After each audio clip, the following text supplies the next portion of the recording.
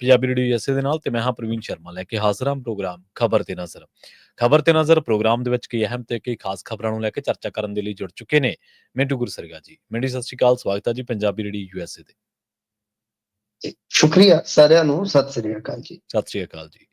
Programme ਦੇ ਵਿੱਚ ਅੱਗੇ ਵਧਣ ਤੋਂ ਪਹਿਲਾਂ ਧੰਨਵਾਦ ਕਰਦੇ ਚਲੀਏ ਸਪਾਂਸਰਸ ਦਾ, ਜਿਹੜੇ ਜ਼ਰੀਆ ਬਣਦੇ ਨੇ ਇਹਨਾਂ ਪ੍ਰੋਗਰਾਮਾਂ ਨੂੰ ਤੁਹਾਡੇ ਤੱਕ ਪਹੁੰਚਾਉਣ ਦੇ ਲਈ। ਖਾਲਸਾ ਇੰਸ਼ੋਰੈਂਸ ਏਜੰਸੀ ਵਾਲੇ, ਜਿਨ੍ਹਾਂ ਤੋਂ ਤੁਸੀਂ ਹਰ ਤਰੀਕੇ ਦੀ ਇੰਸ਼ੋਰੈਂਸ ਲੈ ਸਕਦੇ ਹੋ।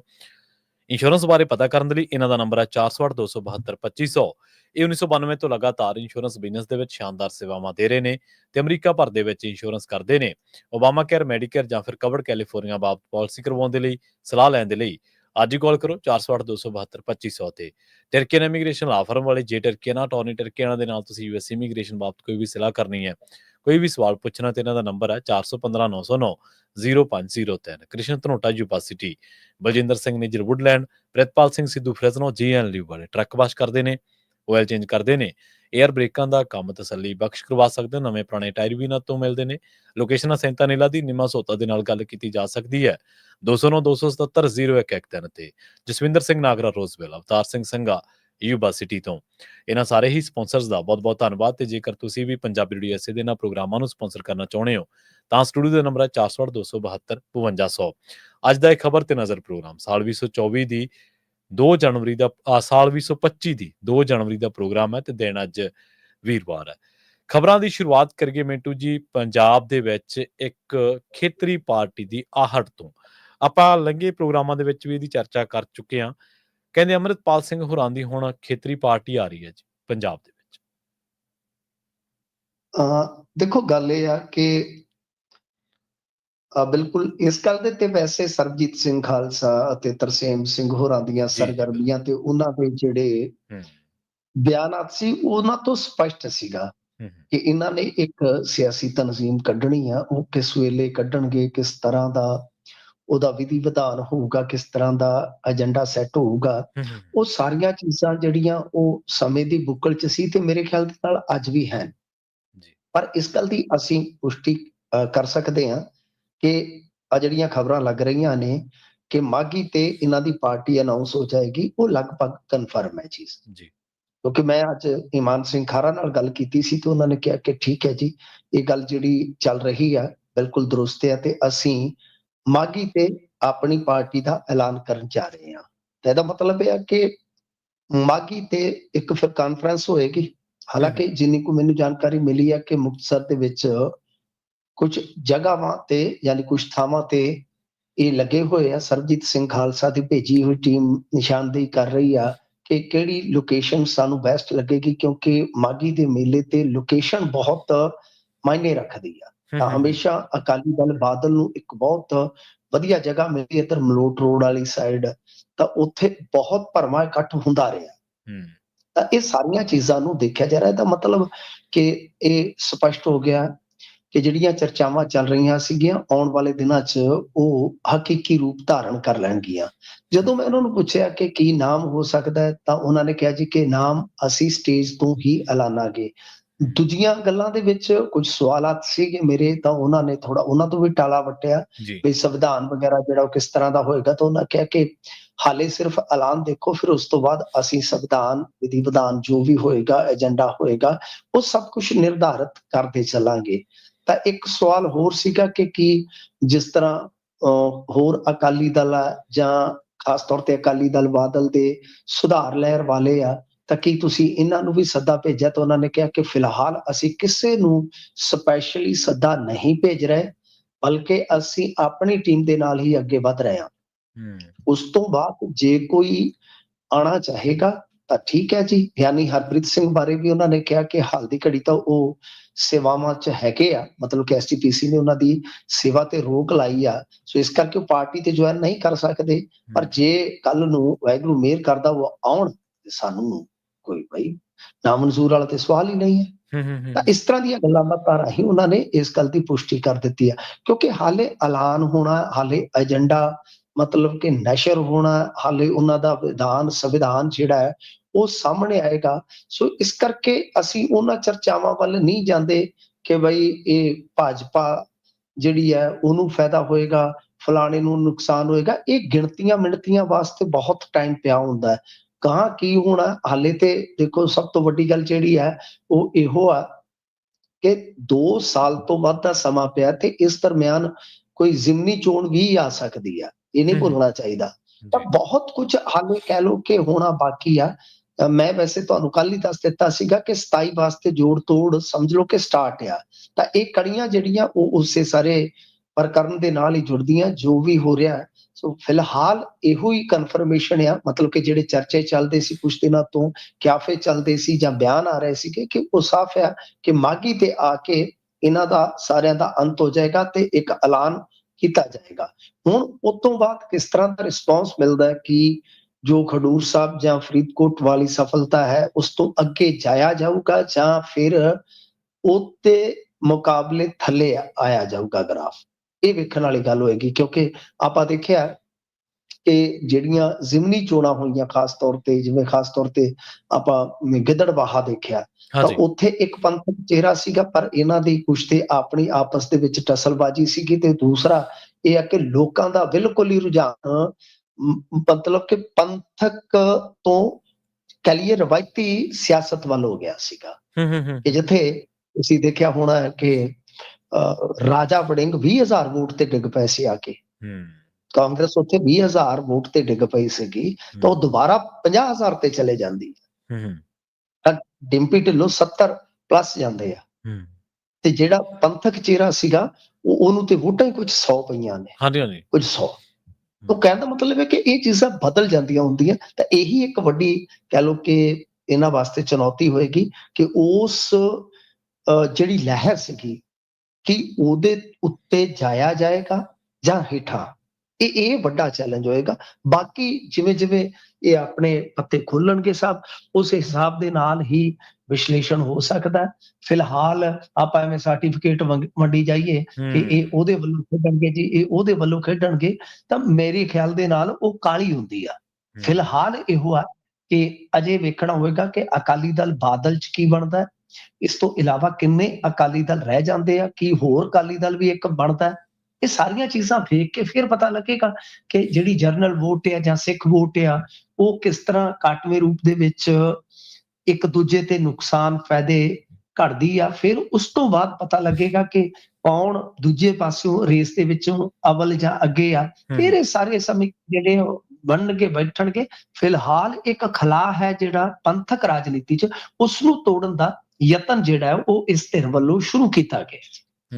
ਬਿਲਕੁਲ ਮਿੰਟੂ ਜੀ, ਇਹ ਗਿੱਦੜਬਾਹਾ ਵਾਲੀ ਜਿਹੜੀ ਉਦਾਹਰਨ ਹੈ ਬਿਲਕੁਲ ਸਟੀਕ ਆ ਵੀ ਲੋਕਾਂ ਦਾ ਜਦੋਂ ਜਿੱਤੇ ਨੇ ਖਾਲਸਾ ਜੀ, ਸਰਬਜੀਤ ਖਾਲਸਾ ਜੀ, ਤਾਂ ਉਦੋਂ ਕਾਂਗਰਸ ਦਾ ਜਾਂ ਦੂਜੇ ਦਲਾਂ ਦਾ ਵੋਟ ਸ਼ੇਅਰ ਕਿੱਥੇ ਸੀ, ਤੇ ਬਾਅਦ ਦੇ ਵਿੱਚ ਕੁਛ ਹੀ ਮਹੀਨਿਆਂ ਬਾਅਦ ਕਹਿ ਸਕਦੇ ਆਪਾਂ ਉਹ ਜਿਹੜਾ ਵੋਟ ਸ਼ੇਅਰ ਆ ਉਹ ਪੰਥਕ ਉਮੀਦਵਾਰ, ਸਗੋਂ ਮੇਰੇ ਖਿਆਲ ਦੇ ਨਾਲ ਉਹ ਜਿਹੜੇ ਹਰਕ੍ਰਿਸ਼ਨ ਭਗਵਾਨ ਨੇ ਬਹਿਬਲ ਕਲਾਂ ਦੇ ਪੀੜਤ, ਉਹਨਾਂ ਦਾ ਪੁੱਤਰ ਖੜਾ ਸੁਖਰਾਜ ਸਿੰਘ, ਉਹ ਲੜ ਰਹੇ ਸੀਗੇ। ਤੇ ਇੰਨਾ ਵੱਡਾ ਮੁੱਦਾ ਸੀਗਾ ਤੇ ਉਹਨਾਂ ਨੂੰ ਵੋਟਾਂ ਹੀ ਮੇਰੇ ਖਿਆਲ 1000 ਵੀ ਸ਼ਾਇਦ ਨਹੀਂ ਪਈ, 1000 ਦਾ ਅੰਕੜਾ ਵੀ ਸ਼ਾਇਦ ਨਹੀਂ। ਤੇ ਰਵਾਇਤੀ ਤਰ੍ਹਾਂ 70,000 ਤੱਕ ਫੇਰ ਚਲੇ ਗਈਆਂ। ਡਿੰਪੀ ਢਿੱਲੋਂ 70,000 ਤੋਂ ਪਲੱਸ ਵੋਟ ਤੇ ਲੈ ਗਏ ਨੇ, ਮੇਰੇ ਖਿਆਲ ਮਾਰਜਨ ਉਹਨਾਂ ਦਾ 22,000 ਹੈ ਰਿਹਾ ਇੱਕ ਜਿੱਤ ਦਾ। ਹਾਂਜੀ, ਫਿਰ ਉਹੀ ਹੈ ਨਾ ਕਿ 50,000 ਵੋਟ ਤੇ ਰਾਜੇ ਵੜਿੰਗ ਦੀ ਹੈ ਜੀ। ਜੀ ਠੀਕ ਹੈ ਨਾ, ਤੋਂ 20 ਤੋਂ 30 ਮਤਲਬ ਕਿ ਆਪਦੀ ਨਾਲ ਜੋੜ ਗਏ ਵੋਟ ਜੀ। ਤਾਂ ਇਹਨਾਂ ਦੀ ਵੋਟ ਜਿਹੜੀ ਪੰਥਕ ਵੋਟ ਕਹੀਏ ਤਾਂ ਉਹ ਖਿਸਕ ਗਈ। ਮੈਂ ਤਾਂ ਹੀ ਕਹਿ ਰਿਹਾ ਨਾ ਸਰ, ਕੁਝ ਹਫ਼ਤਿਆਂ ਬਾਅਦ ਹੀ ਚੀਜ਼ਾਂ ਬਦਲ ਜਾਂਦੀਆਂ ਨੇ। ਬਾਕੀ ਹਾਲਾਤ ਕੀ ਕੁਝ ਤੈਅ ਕਰਦੇ ਆ, ਦੇਖਣਾ ਹੋਏਗਾ। ਹਾਲ ਫਿਲਹਾਲ ਭਾਰਤੀ ਜਨਤਾ ਪਾਰਟੀ ਜਿਹੜੀ ਹੈ ਉਹ ਵੀ ਕੋਈ ਬਦਲਾਅ ਕਰ ਸਕਦੀ ਹੈ, ਆਪਣਾ ਪ੍ਰਧਾਨ ਵਗੈਰਾ ਨਵਾਂ ਲਾ ਸਕਦੀ ਹੈ। ਕਾਂਗਰਸ ਚ ਵੱਡਾ ਬਦਲਾਅ ਹੋ ਸਕਦਾ ਇਹਨਾਂ ਦਾ ਵੀ ਪ੍ਰਧਾਨ ਬਦਲ ਜਾਵੇ। ਬਹੁਤ ਕੁਝ ਹੋਣਾ ਬਾਕੀ, ਅਕਾਲੀਆਂ ਦਾ ਪ੍ਰਧਾਨ ਬਦਲ ਜਾਵੇ, ਤਾਂ ਬਹੁਤ ਕੁਝ ਹੋਣਾ ਬਾਕੀ ਹੈ, ਬਹੁਤ ਸਮਾਂ ਬਾਕੀ ਆ। ਦੇਖੋ ਅੱਗੇ ਹੁੰਦਾ ਕੀ। ਦੇਖੋ, ਇਹ ਤਾਂ ਗੱਲ ਸੱਤਾਧਾਰੀਆਂ ਨੂੰ ਤਾਂ ਕੌੜੀ ਲੱਗਦੀ ਹੈ, ਪਰ ਕੁੰਵਰ ਵਿਜੇ ਪ੍ਰਤਾਪ ਵੀ ਕਹਿ ਚੁੱਕਿਆ, ਉਹ ਕਹਿੰਦੇ ਵੇਵ ਵਾਲੀ ਗੱਲ ਤਾਂ ਹੁਣ ਖਤਮ ਹੋ ਗਈ, ਅੱਜ ਵੋਟਾਂ ਪੈ ਜਾਣ ਤਾਂ ਗੱਲ ਕੁਝ ਹੋਰ ਹੀ ਨਿਕਲਣੀ ਹੈ। ਪੰਜਾਬੀ ਜਿਵੇਂ ਲਿਆਉਂਦੇ ਆ ਫਿਰ ਉਵੇਂ ਥੱਲੇ ਵੀ ਉਤਾਰ ਦਿੰਦੇ ਆ। ਮਤਲਬ ਤਲਖ ਸਚਾਈ ਤੋਂ ਉਹ ਵੀ ਵਾਕਿਫ ਹੈ, ਇਹ ਨਹੀਂਗਾ ਕਿ ਉਹਨਾਂ ਨੂੰ ਪਤਾ ਨਹੀਂਗਾ। ਨਹੀਂ, ਦੇਖੋ ਜਿਹੜੀ ਸੱਤਾਧਾਰੀ ਧਿਰ ਹੁੰਦੀ ਆ ਉਹਦੀ ਐਂਟੀ ਇਨਕੰਬੈਂਸੀ ਤਾਂ ਉਸ ਦਿਨ ਤੋਂ ਸ਼ੁਰੂ ਹੋ ਜਾਂਦੀ ਹੈ ਜਿਸ ਦਿਨ ਤੋਂ ਸਹੁੰ ਚੱਕ ਲੈਂਦੇ ਨੇ। ਬਿਲਕੁਲ ਸਹੀ, ਬਿਲਕੁਲ ਸਹੀ। ਤੇ ਦੂਜੀ ਗੱਲ ਹੈ ਕਿ ਜੀ ਜਿਹੜੀ 92 ਵਾਲੀ ਕਹਾਣੀ ਆ ਉਹ ਤੇ ਨਹੀਂ, ਉਹ ਤਾਂ ਮੈਂ ਪਿਛਲੇ ਕੁਝ ਮਹੀਨਿਆਂ ਤੋਂ ਕਹਿ ਰਿਹਾ ਕਿ ਉਹ 92 ਵਾਲੇ ਤਾਂ ਭੁੱਲ ਜਾਓ, ਉਹ ਦਿਨ ਭੁੱਲ ਜਾਓ। ਪਰ ਫਿਰ ਵੀ ਇਹ ਕਿਹਾ ਜਾ ਸਕਦਾ ਹੈ। ਪੰਜਾਬ ਨੇ ਇਸ ਤਰ੍ਹਾਂ ਦਾ ਇੱਕ ਕਹਿ ਲਓ ਕਿ ਮਿਸਾਲ ਦੇਖਿਆ ਹੈ ਕਿ ਜਿਸ ਵੇਲੇ ਆਹੀ ਗੱਲਾਂ ਸਾਲ 2 ਸਾਲ ਪਹਿਲਾਂ ਅਕਾਲੀਆਂ ਬਾਰੇ ਹੋਣ ਲੱਗ ਪਈਆਂ ਤੇ 12 ਦੇ ਵਿੱਚ ਰਿਪੀਟ ਹੋ ਗਏ ਸਨ ਕੁਝ ਸਮੇਂ ਦੇ ਅੰਦਰ ਅੰਦਰ, ਕਿਉਂਕਿ ਸਾਲ ਖੰਡ ਹੀ ਬਚਿਆ ਸੀਗਾ ਜਦੋਂ ਬਾਦਲ ਸਾਹਿਬ ਨੇ ਆਟਾ ਦਾਲ ਯੋਜਨਾ ਸਟਾਰਟ ਕੀਤੀ।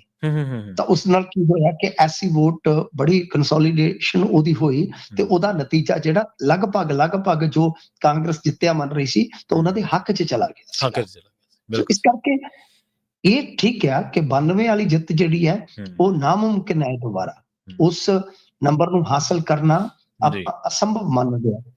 ਇਸ ਦੇ ਬਾਵਜੂਦ ਕਿ ਮੈਂ ਕਰੜਾ ਆਲੋਚਕ ਹਾਂ ਅੱਜ ਦੀ ਘੜੀ ਸੱਤਾਧਾਰੀ ਧਿਰ ਦਾ, ਪੰਜਾਬ ਦੇ ਇੱਥੇ ਜਿੰਨੇ ਵੀ ਸਰਗਰਮ ਪੱਤਰਕਾਰ ਹੈ, ਪਰ ਬਾਵਜੂਦ ਇਸ ਤੇ ਮੈਂ ਮੰਨਦਾ ਕਿ ਉਹ ਹਾਲੇ ਵੀ ਜਿਹੜਾ ਰੇਸ ਦਾ ਟਰੈਕ ਹੁੰਦਾ ਹੈ ਉਹ ਉਹਦੇ ਵਿੱਚ ਦੌੜ 'ਚ ਬਣੇ ਹੋਏ ਆ ਤੇ ਮੇਰੇ ਖਿਆਲ ਦੇ ਨਾਲ ਹਾਲ ਫਿਲਹਾਲ ਉਹ ਪਿੱਛੇ ਨਹੀਂ ਹੈ ਕਿਸੇ ਨਾਲ। ਜੀ ਅਗਲੀ ਗੱਲ ਕਰੀਏ ਸਰਕਾਰ ਦੀ ਵੀ ਕਰ ਲੈਣੇ ਮਿੰਟੂ ਜੀ, ਟਰੈਕ ਵਾਲਿਆਂ ਦੀ ਜਾਂ ਪਿੱਛੇ ਨਹੀਂ ਹੈਗੇ ਉਹ। ਜੱਕੋ ਤੱਕੀ ਤੋਂ ਬਾਅਦ ਸੀਐਮ ਸਾਹਿਬ ਨੇ ਡੱਲੇਵਾਲ ਮੁੱਦੇ ਤੇ ਸੰਬੋਧਨ ਕੀਤਾ। ਦੇਖੋ, ਡੱਲੇਵਾਲ ਜਿਹੜਾ ਮਾਮਲਾ ਹੈ ਉਹ ਸੁਪਰੀਮ ਕੋਰਟ 'ਚ ਅੱਜ ਗਿਆ। ਸਭ ਤੋਂ ਪਹਿਲਾਂ ਤਾਂ ਸੁਪਰੀਮ ਕੋਰਟ 'ਚ ਜਿਹੜੀ ਸੁਣਵਾਈ ਹੋਈ ਉਹਦੇ ਤੇ ਨਿਗਾਹ ਬਣੀ ਸੀਗੀ ਕਿ ਉੱਥੋਂ ਕੀ ਕੋਈ ਆਰਡਰ ਪਾਸ ਹੋਏਗਾ, ਕਿਉਂਕਿ ਕੇਂਦਰ ਪਹਿਲਾਂ ਹੀ ਕਹਿ ਚੁੱਕਾ ਸੀਗਾ ਕਿ ਜੋ ਆਰਡਰ ਹੋਏਗਾ ਅਸੀਂ ਉਹਨੂੰ ਲਾਗੂ ਕਰ ਦਿਆਂਗੇ। ਤਾਂ ਉੱਥੋਂ ਝਾੜਾਂ ਪਈਆਂ ਪੰਜਾਬ ਸਰਕਾਰ ਨੂੰ, ਕਾਫੀ ਫਟਕਾਰਾਂ ਪਈਆਂ। ਉਸ ਤੋਂ ਬਾਅਦ ਉਹਨਾਂ ਨੇ 6 ਜਨਵਰੀ ਤੱਕ ਦਾ ਸਮਾਂ ਦੇ ਦਿੱਤਾ, ਮਤਲਬ ਕਿ 6 ਜਨਵਰੀ ਦੁਬਾਰਾ ਜਿਹੜੀ ਆ ਉਹ ਸੁਣਵਾਈ ਫੇਰ ਤੋਂ ਆਰੰਭ ਕਰੇਗੀ ਸੁਪਰੀਮ ਕੋਰਟ। ਪਰ ਇਸੇ ਦਰਮਿਆਨ ਕਈ ਚੀਜ਼ਾਂ, ਕਈ ਚਰਚਾਵਾਂ ਚੱਲਦੀਆਂ ਰਹੀਆਂ, ਜਿਵੇਂ ਆਪਾਂ ਦੇਖ ਰਹੇ ਹਾਂ ਕਿ ਇਹਨਾਂ ਦੀ ਆਪਸ ਦੇ ਵਿੱਚ ਖਟਪਟ ਤੇ ਚੱਲ ਹੀ ਰਹੀ ਹੈ। 4 ਤਰੀਕ ਨੂੰ ਬਰਾਬਰ ਦੋਹਾਂ ਦੀਆਂ ਮਹਾ ਪੰਚਾਇਤਾਂ ਨੇ। ਇਸ ਤੋਂ ਇਲਾਵਾ ਪੰਧੇਰ ਸਾਹਿਬ ਦਾ ਆਪਣਾ ਐਕਸ਼ਨ ਪ੍ਰੋਗਰਾਮ ਜਿਹੜਾ ਹੈ ਉਹ ਫੇਰ ਅਮਲ 'ਚ ਆਉਣ ਦੀ ਸੰਭਾਵਨਾ ਹੈ। ਪਰ ਇਸ ਦਰਮਿਆਨ ਵੱਡਾ ਜਿਹੜਾ ਘਟਨਾਕ੍ਰਮ ਸੀ ਉਹ ਸਿਮਰਨਜੀਤ ਸਿੰਘ ਭਗਵੰਤ ਸਿੰਘ ਮਾਨ ਦੀ ਜਿਹੜੀ ਸੀਗੀ ਨਾ, ਹਾਂਜੀ ਭਗਵੰਤ ਮਾਨ ਦੀ ਜਿਹੜੀ ਪ੍ਰੈਸ ਕਾਨਫਰੰਸ ਸੀਗੀ। ਵੈਸੇ ਪ੍ਰੈਸ ਕਾਨਫਰੰਸ ਨਹੀਂ, ਉਹਨੂੰ ਸੰਬੋਧਨ ਹੀ ਕਿਹਾ ਜਾ ਸਕਦਾ। ਪ੍ਰੈਸ ਕਾਨਫਰੰਸ ਜਿਹੜੀ ਹੁੰਦੀ ਆ ਉਹ ਜਦੋਂ ਕਾਊਂਟਰ ਸਵਾਲ ਕੀਤੇ ਜਾਂਦੇ ਆ ਜਾਂ ਕਹਿ ਲਓ ਕਿ ਖੁੱਲੇ ਰੂਪ ਦੇ ਵਿੱਚ ਸਵਾਲ ਲੈ ਜਾਂਦੇ, ਜਵਾਬ ਦਿੱਤੇ ਜਾਂਦੇ, ਉਸਨੂੰ ਹੀ ਮੈਂ ਪੀਸੀ ਮੰਨਦਾ। ਇਹ ਜਾਂ ਤਾਂ ਬਾਈਟ ਹੁੰਦੀ ਹੈ ਜਾਂ ਇੱਕ ਸੰਬੋਧਨ ਹੁੰਦਾ। ਤਾਂ ਖੈਰ ਇਹਨਾਂ ਨੇ ਜੋ ਗੱਲ ਕਹੀ ਆ ਉਹ ਕਹਿੰਦੇ ਆ ਕਿ ਇਹ 3 ਕਾਨੂੰਨਾਂ ਨੂੰ ਦੁਬਾਰਾ ਦੂਜੇ ਰੂਪ ਦੇ ਵਿੱਚ ਲਾਗੂ ਕਰਨ ਦੀ ਤਿਆਰੀ 'ਚ ਤੇ ਕਿਸਾਨਾਂ ਦੇ ਨਾਲ ਇਹ ਗੱਲਬਾਤ ਤੋਂ ਘਬਰਾ ਰਹੇ ਆ। ਦੂਜੀ ਵੱਡੀ ਗੱਲ ਇਹਨਾਂ ਨੇ ਇਹ ਕਹੀ ਕਿ ਡੱਲੇਵਾਲ ਹੋਰਾਂ ਦਾ ਜਿਹੜਾ ਮਰਨ ਵਰਤ ਹੈ ਉਹ ਅੱਜ 38ਵੇਂ ਦਿਨ 'ਚ ਆ ਤੇ ਅਸੀਂ ਕਈ ਵਾਰ ਯਤਨ ਕਰ ਚੁੱਕੇ ਹਾਂ ਗੱਲਬਾਤ ਦਾ। ਸਾਰੀਆਂ ਮੰਗਾਂ ਜਿਹੜੀਆਂ ਕੇਂਦਰ ਸਰਕਾਰ ਦੇ ਨਾਲ ਜੁੜੀਆਂ ਤੇ ਪਰ ਇਹ ਗੱਲਬਾਤ ਵਾਸਤੇ ਕੋਈ ਵੀ ਨਿਉਂਦਾ ਜਿਹੜਾ ਹੈ ਇਹ ਨਹੀਂ ਦੇ ਰਿਹਾ। ਇਸ ਤੋਂ ਇਲਾਵਾ ਇਹਨਾਂ ਨੇ ਕਿਹਾ ਕਿ ਸੁਪਰੀਮ ਕੋਰਟ ਦੇ ਵਿੱਚ ਮਾਮਲਾ ਚਲਾ ਗਿਆ, ਅਸੀਂ ਡੱਲੇਵਾਲ ਹੋਰਾਂ ਦੀ ਸਿਹਤ ਦੀ ਜ਼ਿੰਮੇਵਾਰੀ ਨਿਭਾ ਰਹੇ ਹਾਂ, ਮਤਲਬ ਕਿ ਅਸੀਂ ਉਹਨਾਂ ਨੂੰ ਦੇਖ ਰੇਖ ਦੇ ਵਿੱਚ ਰੱਖਿਆ, ਯਾਨੀ ਸਾਡੇ ਜਿਹੜੇ ਉੱਥੇ ਡਾਕਟਰ ਜਾਂ ਹੋਰ ਜਿਹੜੇ ਇਸ ਤਰ੍ਹਾਂ ਦੇ ਸਟਾਫ ਦੇ ਆ ਲੋਕ ਉਹ ਮੌਜੂਦ ਆ। ਫਿਰ ਉਹਨਾਂ ਨੇ ਕਿਹਾ ਕਿ ਇਹ ਕੇਂਦਰ ਚਾਹੁੰਦਾ ਹੈ ਕਿ ਡੱਲੇਵਾਲ ਨੂੰ ਚੁੱਕ ਕੇ ਹਸਪਤਾਲ ਖੜਿਆ ਜਾਵੇ, ਪਰ ਅਸੀਂ ਇਹ ਕਿਵੇਂ ਕਰ ਸਕਦੇ ਹਾਂ? ਕਿਸਾਨ ਨਾ ਤਾਂ ਹਿੰਸਕ ਹੋ ਰਹੇ ਆ, ਨਾ ਕੋਈ ਟਕਰਾਓ ਦੀ ਸਥਿਤੀ ਹੈ। ਸਾਡੇ ਤੇ ਪ੍ਰੈਸ਼ਰ ਬਣਾਉਣ ਦੀ ਜਗ੍ਹਾ ਕੇਂਦਰ ਸਾਰੇ ਸਟੇਕ ਹੋਲਡਰਸ ਨੂੰ ਬੁਲਾ ਕੇ ਤੇ ਗੱਲਬਾਤ ਕਰ ਲਵੇ। ਤੇ ਨਾਲ ਉਹਨਾਂ ਨੇ ਕਿਹਾ ਕਿ ਮੱਧ ਪ੍ਰਦੇਸ਼ ਦੇ ਨੇਤਾ ਸ਼ਿਵਰਾਜ ਸਿੰਘ ਦੇਸ਼ ਦੀ ਖੇਤੀਬਾੜੀ ਸਾਂਭ ਰਹੇ, ਯਾਨੀ ਖੇਤੀਬਾੜੀ ਮੰਤਰਾਲਾ ਉਹਨਾਂ ਦੇ ਕੋਲ ਮੁੱਖ ਮੰਤਰੀ ਰਹੇ ਆ, ਸਾਰੇ ਇਸ਼ੂ ਦਾ ਉਹਨਾਂ ਨੂੰ ਪਤਾ ਹੈ। ਤੇ ਪੰਜਾਬ ਦਾ, ਹਰਿਆਣੇ ਦਾ ਮੰਡੀਕਰਨ ਸਿਸਟਮ ਬਹੁਤ ਮਜ਼ਬੂਤ ਆ। ਹੁਣ ਨਵੀਂ ਐਗਰੀਕਲਚਰ ਮਾਰਕੀਟਿੰਗ ਪਾਲਿਸੀ ਦੇ ਡਰਾਫਟ ਦੇ ਹਿਸਾਬ ਦੇ ਨਾਲ ਇਸ ਨੂੰ ਤੋੜਨ ਦਾ ਯਤਨ ਕੀਤਾ ਜਾ ਰਿਹਾ। ਆ ਗਏ ਨਾ ਸਰਕਾਰ ਵਾਲੇ ਉਸੇ ਕਹਿ ਲਓ ਕਿ ਬਿੰਦੂ ਤੇ ਜਿਸ ਗੱਲ ਦੀ ਆਪਾਂ ਕੁਝ ਦਿਨ ਪਹਿਲਾਂ ਦੁਹਾਈ ਪਾਤੀ ਸੀਗੀ ਕਿ APMC ਤੋੜਨ ਦਾ ਇਹ ਸਿੱਧਾ ਕਹਿ ਲਓ ਕਿ ਹੱਲਾ ਹੈ। ਤਾਂ ਇਹ ਗੱਲ ਅੱਜ ਸੂਬੇ ਦੇ ਮੁੱਖ ਮੰਤਰੀ ਨੇ ਤਸਲੀਮ ਕੀਤੀ ਹੈ, ਮੰਨੀ ਹੈ, ਪ੍ਰਵਾਨ ਕੀਤੀ ਹੈ। ਤੇ ਉਹ ਕਹਿੰਦੇ ਆ ਕਿ ਠੀਕ ਹੈ, ਹਰਿਆਣਾ ਜਿੱਤ ਗਿਆ, ਤੁਸੀਂ ਜਿਸ ਤਰ੍ਹਾਂ ਦੇ ਬਿਆਨ ਨੇਤਾਵਾਂ ਦੇ ਆ ਰਹੇ ਆ ਉਹ ਵਾਜਬ ਨਹੀਂ ਹੈਗੇ। ਤੇ DGP, ADGP, DC ਵਗੈਰਾ ਜਿਹੜੇ ਸਾਡੇ ਉਹ ਗੱਲਬਾਤ ਕਰ ਰਹੇ ਆ। ਦੇਖੋ ਇਹਨਾਂ ਦੇ ਇਹ ਜਿਹੜੇ 5-6 ਨੁਕਤੇ ਆਪਾਂ ਦੇਖੇ, ਉਹਨਾਂ ਦੇ ਵਿੱਚੋਂ ਆਪਾਂ ਗੱਲ ਕੱਢ ਕੇ ਦੇਖੀਏ ਤਾਂ MSP ਨਾਲ ਜੁੜਿਆ ਜਿਹੜਾ ਆਪਣਾ ਫਰਜ਼ ਤੇ ਨਿਭਾ ਨਹੀਂ ਸਕੇ ਕਿ ਘੱਟੋ ਘੱਟ ਭਾਵ ਅੰਤਰ ਹੀ ਤੁਸੀਂ ਦੇਣਾ ਸਟਾਰਟ ਕਰ ਦਿਓ। ਭਾਵ ਅੰਤਰ ਦੇ ਕੇ ਤੁਸੀਂ ਵੀ ਤੇ ਮੋਦੀ ਸਰਕਾਰ ਤੇ ਦਬਾਅ ਬਣਾਉਣਾ ਸ਼ੁਰੂ ਕਰ ਦਿਓ। ਹਰਿਆਣੇ ਵਾਲਿਆਂ ਨੇ ਤੁਹਾਨੂੰ ਕਿੰਨੀ ਵਾਰੀ ਕਿਹਾ ਕਿ ਅਸੀਂ ਦਿੱਤੀ ਹੈ ਗਰੰਟੀ, ਅਸੀਂ ਦਿੱਤੀ ਹੈ ਆਪਣੇ ਸਟੇਟ ਦੇ ਵਿੱਚ, ਤੁਸੀਂ ਦੇ ਕੇ ਦਿਖਾ ਦਿਓ। ਘੱਟੋ ਘੱਟ ਇਹ ਤੁਸੀਂ ਕਹਿੰਦੇ ਹੋ ਕਿ ਸਾਰਾ ਕੁਝ ਕੇਂਦਰ ਦੇ ਨਾਲ ਜੁੜਿਆ, ਬਹੁਤ ਕੁਝ ਤੁਹਾਡੇ ਨਾਲ ਵੀ ਜੁੜਿਆ ਨਾ ਸਰ। ਤੇ ਮੰਡੀਆਂ ਤੇ ਇਹਨਾਂ ਨੇ ਆਪ ਵੀ ਬੰਦ ਕੀਤੀਆਂ ਮਿੰਟੂ ਜੀ, ਕੁਝ ਖਬਰਾਂ ਦੇ ਮੁਤਾਬਕ ਝੋਨੇ ਦੀ ਖਰੀਦ। ਉਹ ਮੰਡੀ, ਹਾਂਜੀ, ਉਹ ਖਰੀਦ ਹੁੰਦੀ ਹੈ ਪ੍ਰਵੀਨ ਜੀ। ਉਹ ਮੰਡੀਆਂ ਇਸ ਤਰ੍ਹਾਂ ਹੁੰਦੀਆਂ ਨੇ ਕਿ ਖਰੀਦ ਦੀ ਇੱਕ ਤਰੀਕ ਹੁੰਦੀ ਆ, ਜਿਵੇਂ ਮੰਨ ਲਓ 1 ਮਹੀਨਾ ਖਰੀਦ ਹੁੰਦੀ ਆ। ਕੁਝ ਮੰਡੀਆਂ ਜਿਹੜੀਆਂ ਹੁੰਦੀਆਂ ਨੇ, ਜਿਹੜੀਆਂ ਛੋਟੀਆਂ ਮੰਡੀਆਂ ਹੁੰਦੀਆਂ, ਉਹ ਪਹਿਲਾਂ ਬੰਦ ਕਰ ਦਿੱਤੀਆਂ ਜਾਂਦੀਆਂ, ਤੇ ਜੇ ਉਹ ਖਰੀਦ ਲੇਟ ਫਿਟ ਹੋਵੇ ਫਿਰ ਉਸ ਹਿਸਾਬ ਨਾਲ ਉਹ ਟਾਈਮ ਵਧਾ ਦਿੱਤਾ ਜਾਂਦਾ ਹੈ। ਤਾਂ ਮਤਲਬ ਕਿ ਉਹ ਮੰਡੀਆਂ ਪੱਕੀਆਂ ਬੰਦ ਨਹੀਂ ਕੀਤੀਆਂ ਜਾਂਦੀਆਂ, ਬਲਕਿ ਖਰੀਦ ਬੰਦ ਕੀਤੀ ਜਾਂਦੀ ਹੈ ਇੱਕ ਸੀਜ਼ਨ ਦੀ। ਇਹ ਮੰਡੀਆਂ ਦੀ ਜਿਵੇਂ ਆਪਾਂ ਦੇਖਦੇ ਆਮ ਤੌਰ ਤੇ ਕਿ ਜੀ ਇੱਕ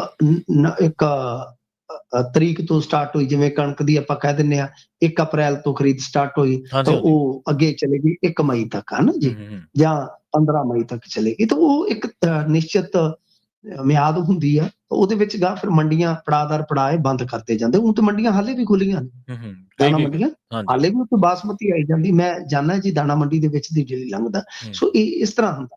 ਤਾਂ ਖੈਰ ਇਹਨਾਂ ਨੇ APMC ਦਾ ਢਾਂਚੇ ਦਾ ਜਿਹੜਾ ਜ਼ਿਕਰ ਕੀਤਾ ਹੈ, ਤਾਂ ਉਹਦੇ ਵਿੱਚ ਸਭ ਤੋਂ ਵੱਡੀ ਗੱਲ ਤੇ ਹੈ ਕਿ ਤੁਹਾਨੂੰ ਇਜਲਾਸ ਬੁਲਾਉਣਾ ਚਾਹੀਦਾ ਹੈ, ਸਾਰੇ ਸੂਬੇ ਨੂੰ ਆਪਣੀ ਇੱਕ ਚਰਚਾ ਜਿਹੜੀ ਕਰਕੇ ਆ ਉਹਦਾ ਨਿਚੋੜ ਜਿਹੜਾ ਕੱਢ ਕੇ ਰੱਖਿਆ ਜਾਣਾ ਚਾਹੀਦਾ। ਉਹਦੇ ਹੱਲ ਤੁਸੀਂ ਸਰਕਾਰ ਦੇ ਤੌਰ ਤੇ ਕੀ ਸੋਚਦੇ ਹੋ? ਕੇਂਦਰ ਦੇ ਸਾਹਮਣੇ ਉਹ ਚੀਜ਼ਾਂ ਰੱਖਣੀਆਂ ਚਾਹੀਦੀਆਂ, ਦੇਸ਼ ਦੇ ਸਾਰੇ ਕਿਸਾਨਾਂ ਦੇ ਸਾਹਮਣੇ ਸਭ ਕੁਝ ਰੱਖਣਾ ਚਾਹੀਦਾ ਹੈ। ਕਹਿਣ ਦਾ ਮਤਲਬ ਇਹ ਆ ਕਿ ਪੰਜਾਬ ਸਰਕਾਰ ਜਿਹੜੀ ਹੈ ਸਾਹਿਬ, ਉਹ ਸੁਪਰੀਮ ਕੋਰਟ ਚੋਂ ਵੀ ਆਪਣੀ ਖੱਲ ਬਚਾ ਰਹੀ ਆ, ਇਧਰੋਂ ਕਿਸਾਨਾਂ ਤੋਂ ਵੀ ਆਪਣੀ ਖੱਲ ਬਚਾ ਰਹੀ ਆ। ਕੁੱਲ ਮਿਲਾ ਕੇ ਹੈ ਰਾਜਨੀਤੀ ਆ। ਤਾਂ ਜੋ ਉਹਨਾਂ ਦੀਆਂ ਜ਼ਿੰਮੇਵਾਰੀਆਂ ਨਾ ਉਹ ਨਿਭਾ ਪਾ ਰਹੇ ਨੇ, ਨਾ ਇਹ ਨਿਭਾ ਪਾ ਰਹੇ, ਵਿੱਚ ਵਿਚਾਲੇ ਕਿਸਾਨ ਬੈਠਾ ਹੈ। ਇਹ ਇਸ ਗੱਲ ਦਾ ਮੈਨੂੰ ਕਹਿਣ 'ਚ ਕੋਈ ਹਰਜ਼ਾ ਨਹੀਂ ਹੈ, ਕੋਈ ਕਹਿ ਲਓ ਗੁਰੇਜ਼ ਨਹੀਂ ਹੈ ਕਿ ਜੋ ਕੇਂਦਰ ਕਰ ਸਕਦਾ ਉਹ ਨਹੀਂ ਕਰਦੇ। ਕਿਉਂਕਿ ਉਹਨਾਂ ਦੀ ਜਿਹੜੀ ਪਾਲਿਸੀ ਹੈ ਉਹ ਕਾਰਪੋਰੇਟ ਪੱਖੀ ਆ ਕਿ ਵੱਧ ਤੋਂ ਵੱਧ ਛੋਟਾ ਕਿਸਾਨ, ਛੋਟਾ ਫਾਰਮਰ ਜਿਹੜਾ ਹੈ, ਉਸਨੂੰ ਅਸੀਂ ਇੱਥੋਂ ਕੱਢ ਕੇ ਖੇਤ ਦੇ ਵਿੱਚੋਂ ਉਹਨੂੰ ਮੈਨੂਫੈਕਚਰਿੰਗ ਜਾਂ ਸਰਵਿਸ ਸੈਕਟਰ 'ਚ ਲੈ ਕੇ ਜਾਈਏ। ਤਾਂ ਇਹ ਡਿਮਾਂਡ ਹੈ ਔਰ ਇਹੀ ਏਜੰਡਾ ਹੈ 2047 ਦਾ। ਤਾਂ ਦੂਸਰੇ ਪਾਸੇ ਜਿਹੜੀ ਪੰਜਾਬ ਸਰਕਾਰ ਹੈ, ਪੰਜਾਬ ਸਰਕਾਰ ਦੇ ਪੱਲੇ ਕੁਛ ਨਹੀਂ ਹੈ, ਡਗ-ਡਗ ਵੱਜਦੀ ਫਿਰਦੀ ਆ। ਸਵਾਏ ਗੱਲਾਂ ਤੋਂ ਇਹਨਾਂ ਦੇ ਪੱਲੇ ਕੁਝ ਵੀ ਨਹੀਂ ਹੈਗਾ ਕਿ ਕਿਸਾਨ ਦਾ ਭਲਾ ਕਰ ਸਕਦੇ ਆ। ਸਿਰਫ ਤੇ ਸਿਰਫ ਇੱਕ ਕਿਸਾਨ ਪੱਖੀ ਹੋਣ ਦਾ ਮਖੌਟਾ ਜਿਹੜਾ ਹੈ ਨਾ, ਉਹ ਸਿਰਫ ਵੋਟਾਂ ਕਰਕੇ, ਜੇ ਵੋਟਾਂ ਨੂੰ ਤੁਸੀਂ ਅੱਜ ਪਾਸੇ ਕਰ ਦਿਓ, ਕੱਲ ਨੂੰ ਇਹ ਡਾਂਗਾ ਮਾਰ ਕੇ ਇੱਥੋਂ ਖਨੌਰੀ ਤੋਂ ਇਹਨਾਂ ਨੂੰ ਉਠਾ ਦੇਣਗੇ। ਜੀ ਬਿਲਕੁਲ ਬਿਲਕੁਲ। ਤੇ ਅਗਲੀ ਖਬਰ ਦੇ ਵੱਲ ਵਧੀਏ ਤੇ ਗੱਲ ਕਰੀਏ ਸੁਧਾਰ ਲਹਿਰ ਵਾਲੇ ਅਕਾਲੀਆਂ ਦੀ ਮਿੰਟੂ ਜੀ, ਉਹ ਸ੍ਰੀ ਅਕਾਲ ਤਖਤ ਸਾਹਿਬ ਤੇ ਪਹੁੰਚੇ ਨੇ ਜੀ। ਉਹਨਾਂ ਦਾ ਹੁਣ ਇੱਕੋ ਤਰਕ ਹੈ ਕਿ ਦੇਖੋ 3 ਤਰੀਕ ਨੂੰ ਜਿਹੜਾ 2 ਤਰੀਕ ਨੂੰ ਆਦੇਸ਼ ਆਇਆ ਤੇ 3 ਦਿਨ ਵਾਸਤੇ ਤੁਸੀਂ ਮਿਆਦ ਦਿੱਤੀ, ਉਸ ਤੋਂ ਬਾਅਦ ਫਿਰ 20 ਦਿਨ ਦੀ ਮੋਹਲਤ ਲੈ ਗਈ, ਯਾਨੀ 23 ਨੂੰ ਉਹ ਖਤਮ ਹੋ ਗਏ। ਜੇ ਹਾਲੇ ਵੀ ਆਦੇਸ਼ ਲਾਗੂ ਨਹੀਂ ਹੋ ਰਿਹਾ ਤਾਂ ਇਹਦਾ ਮਤਲਬ ਇਹ ਆ ਕਿ ਉਸ ਹੁਕਮ ਦੀ ਅਦੁੱਲੀ ਹੋ ਰਹੀ ਆ। ਹੁਣ ਇਹਨਾਂ ਨੇ ਗਿਆਨੀ ਰਘਵੀਰ ਸਿੰਘ ਜੀ ਦੇ ਨਾਲ ਮੁਲਾਕਾਤ ਕਰਕੇ ਇਹੀ ਗੱਲ ਕਹੀ ਆ ਕਿ ਭਾਈ ਜੋ ਵੀ ਅਸਤੀਫਿਆਂ ਦਾ ਕੰਮ ਸੀਗਾ ਉਹ ਹੁਣ ਤੱਕ ਰਿਪੋਰਟ ਜਿਹੜੀ ਅਮਲ 'ਚ ਲਿਆ ਕੇ ਉਹ ਅਕਾਲ ਤਖਤ ਸਾਹਿਬ ਤੇ ਸੌਂਪਣੀ ਚਾਹੀਦੀ ਸੀਗੀ। ਤੇ ਉਹਨਾਂ ਨੇ, ਜਿਨ੍ਹਾਂ ਨੇ ਇਹ ਫੈਸਲਾ ਨਹੀਂ ਮੰਨਿਆ, ਬਈ ਉਹਨਾਂ ਤੇ ਤਾਂ ਫਿਰ ਕਾਰਵਾਈ ਹੋਣੀ ਚਾਹੀਦੀ ਹੈ, ਦੁਬਾਰਾ ਸਜ਼ਾ ਲੱਗਣੀ ਚਾਹੀਦੀ ਹੈ। ਠੀਕ ਹੈ ਨਾ ਜੀ। ਤਾਂ ਜਿਹੜੀ ਉਹ 7 ਮੈਂਬਰੀ ਕਮੇਟੀ ਦਾ ਗਠਨ ਕੀਤਾ ਗਿਆ ਹੈ, ਤਾਂ ਉਹਨੇ ਮਤਲਬ ਕਿ ਨਵੀਂ ਭਰਤੀ ਕਰਾਉਣੀ ਆ 6 ਮਹੀਨਿਆਂ ਦੇ ਅੰਦਰ ਅੰਦਰ, ਯਾਨੀ ਡੈਲੀਗੇਟਸ ਦੇ ਇਲੈਕਸ਼ਨ ਹੋਣੇ ਆ। ਹੁਣ ਤੱਕ ਉਹਨੇ ਕੁਛ ਨਹੀਂ ਕੀਤਾ। ਉਧਰ ਦਲਜੀਤ ਸਿੰਘ ਚੀਮਾ ਜਿਹੜੇ ਆ ਉਹ ਕਹਿੰਦੇ ਆ ਕਿ ਬਈ ਜੇ ਸੁਖਬੀਰ ਸਿੰਘ ਬਾਦਲ ਦਾ ਅਸਤੀਫਾ ਪ੍ਰਵਾਨ ਕੀਤਾ ਗਿਆ ਤੇ ਜਾਂ ਨਵੀਂ ਭਰਤੀ ਕੀਤੀ ਗਈ ਤਾਂ ਸੰਵਿਧਾਨਕ ਤੌਰ ਤੇ ਰੋਕ ਲੱਗ ਜਾਏਗੀ। ਉਹਨਾਂ ਨੇ ਪੁੱਛਿਆ ਕਿ ਤੇਜਾ ਸਿੰਘ ਸਮੁੰਦਰੀ ਹਾਲ ਦੇ ਵਿੱਚ ਬੈਠਕ ਬੁਲਾਈ ਜਾਂਦੀ ਆ ਜਾਂ ਪਾਰਟੀ ਧਾਰਮਿਕ ਚੋਣ ਦੇ ਦੌਰਾਨ ਆਪਣੇ ਉਮੀਦਵਾਰ ਜਿਹੜੇ ਆ ਉਹ ਐਲਾਨਦੀ ਆ, ਉਦੋਂ ਸੰਵਿਧਾਨਕ ਰੋਕ ਕਿਉਂ ਨਹੀਂ ਲੱਗਦੀ ਬਈ? ਇਸ ਕਰਕੇ ਇਹਨਾਂ ਨੇ ਨਾਲ ਕਹਿ ਲਓ ਗਿਆਨੀ ਹਰਪ੍ਰੀਤ ਸਿੰਘ ਨੂੰ ਜੋ ਨਿਸ਼ਾਨੇ ਤੇ ਲਿਆ ਜਾਂਦਾ ਹੈ ਉਸ ਦੀ ਆਲੋਚਨਾ ਕੀਤੀ ਆ।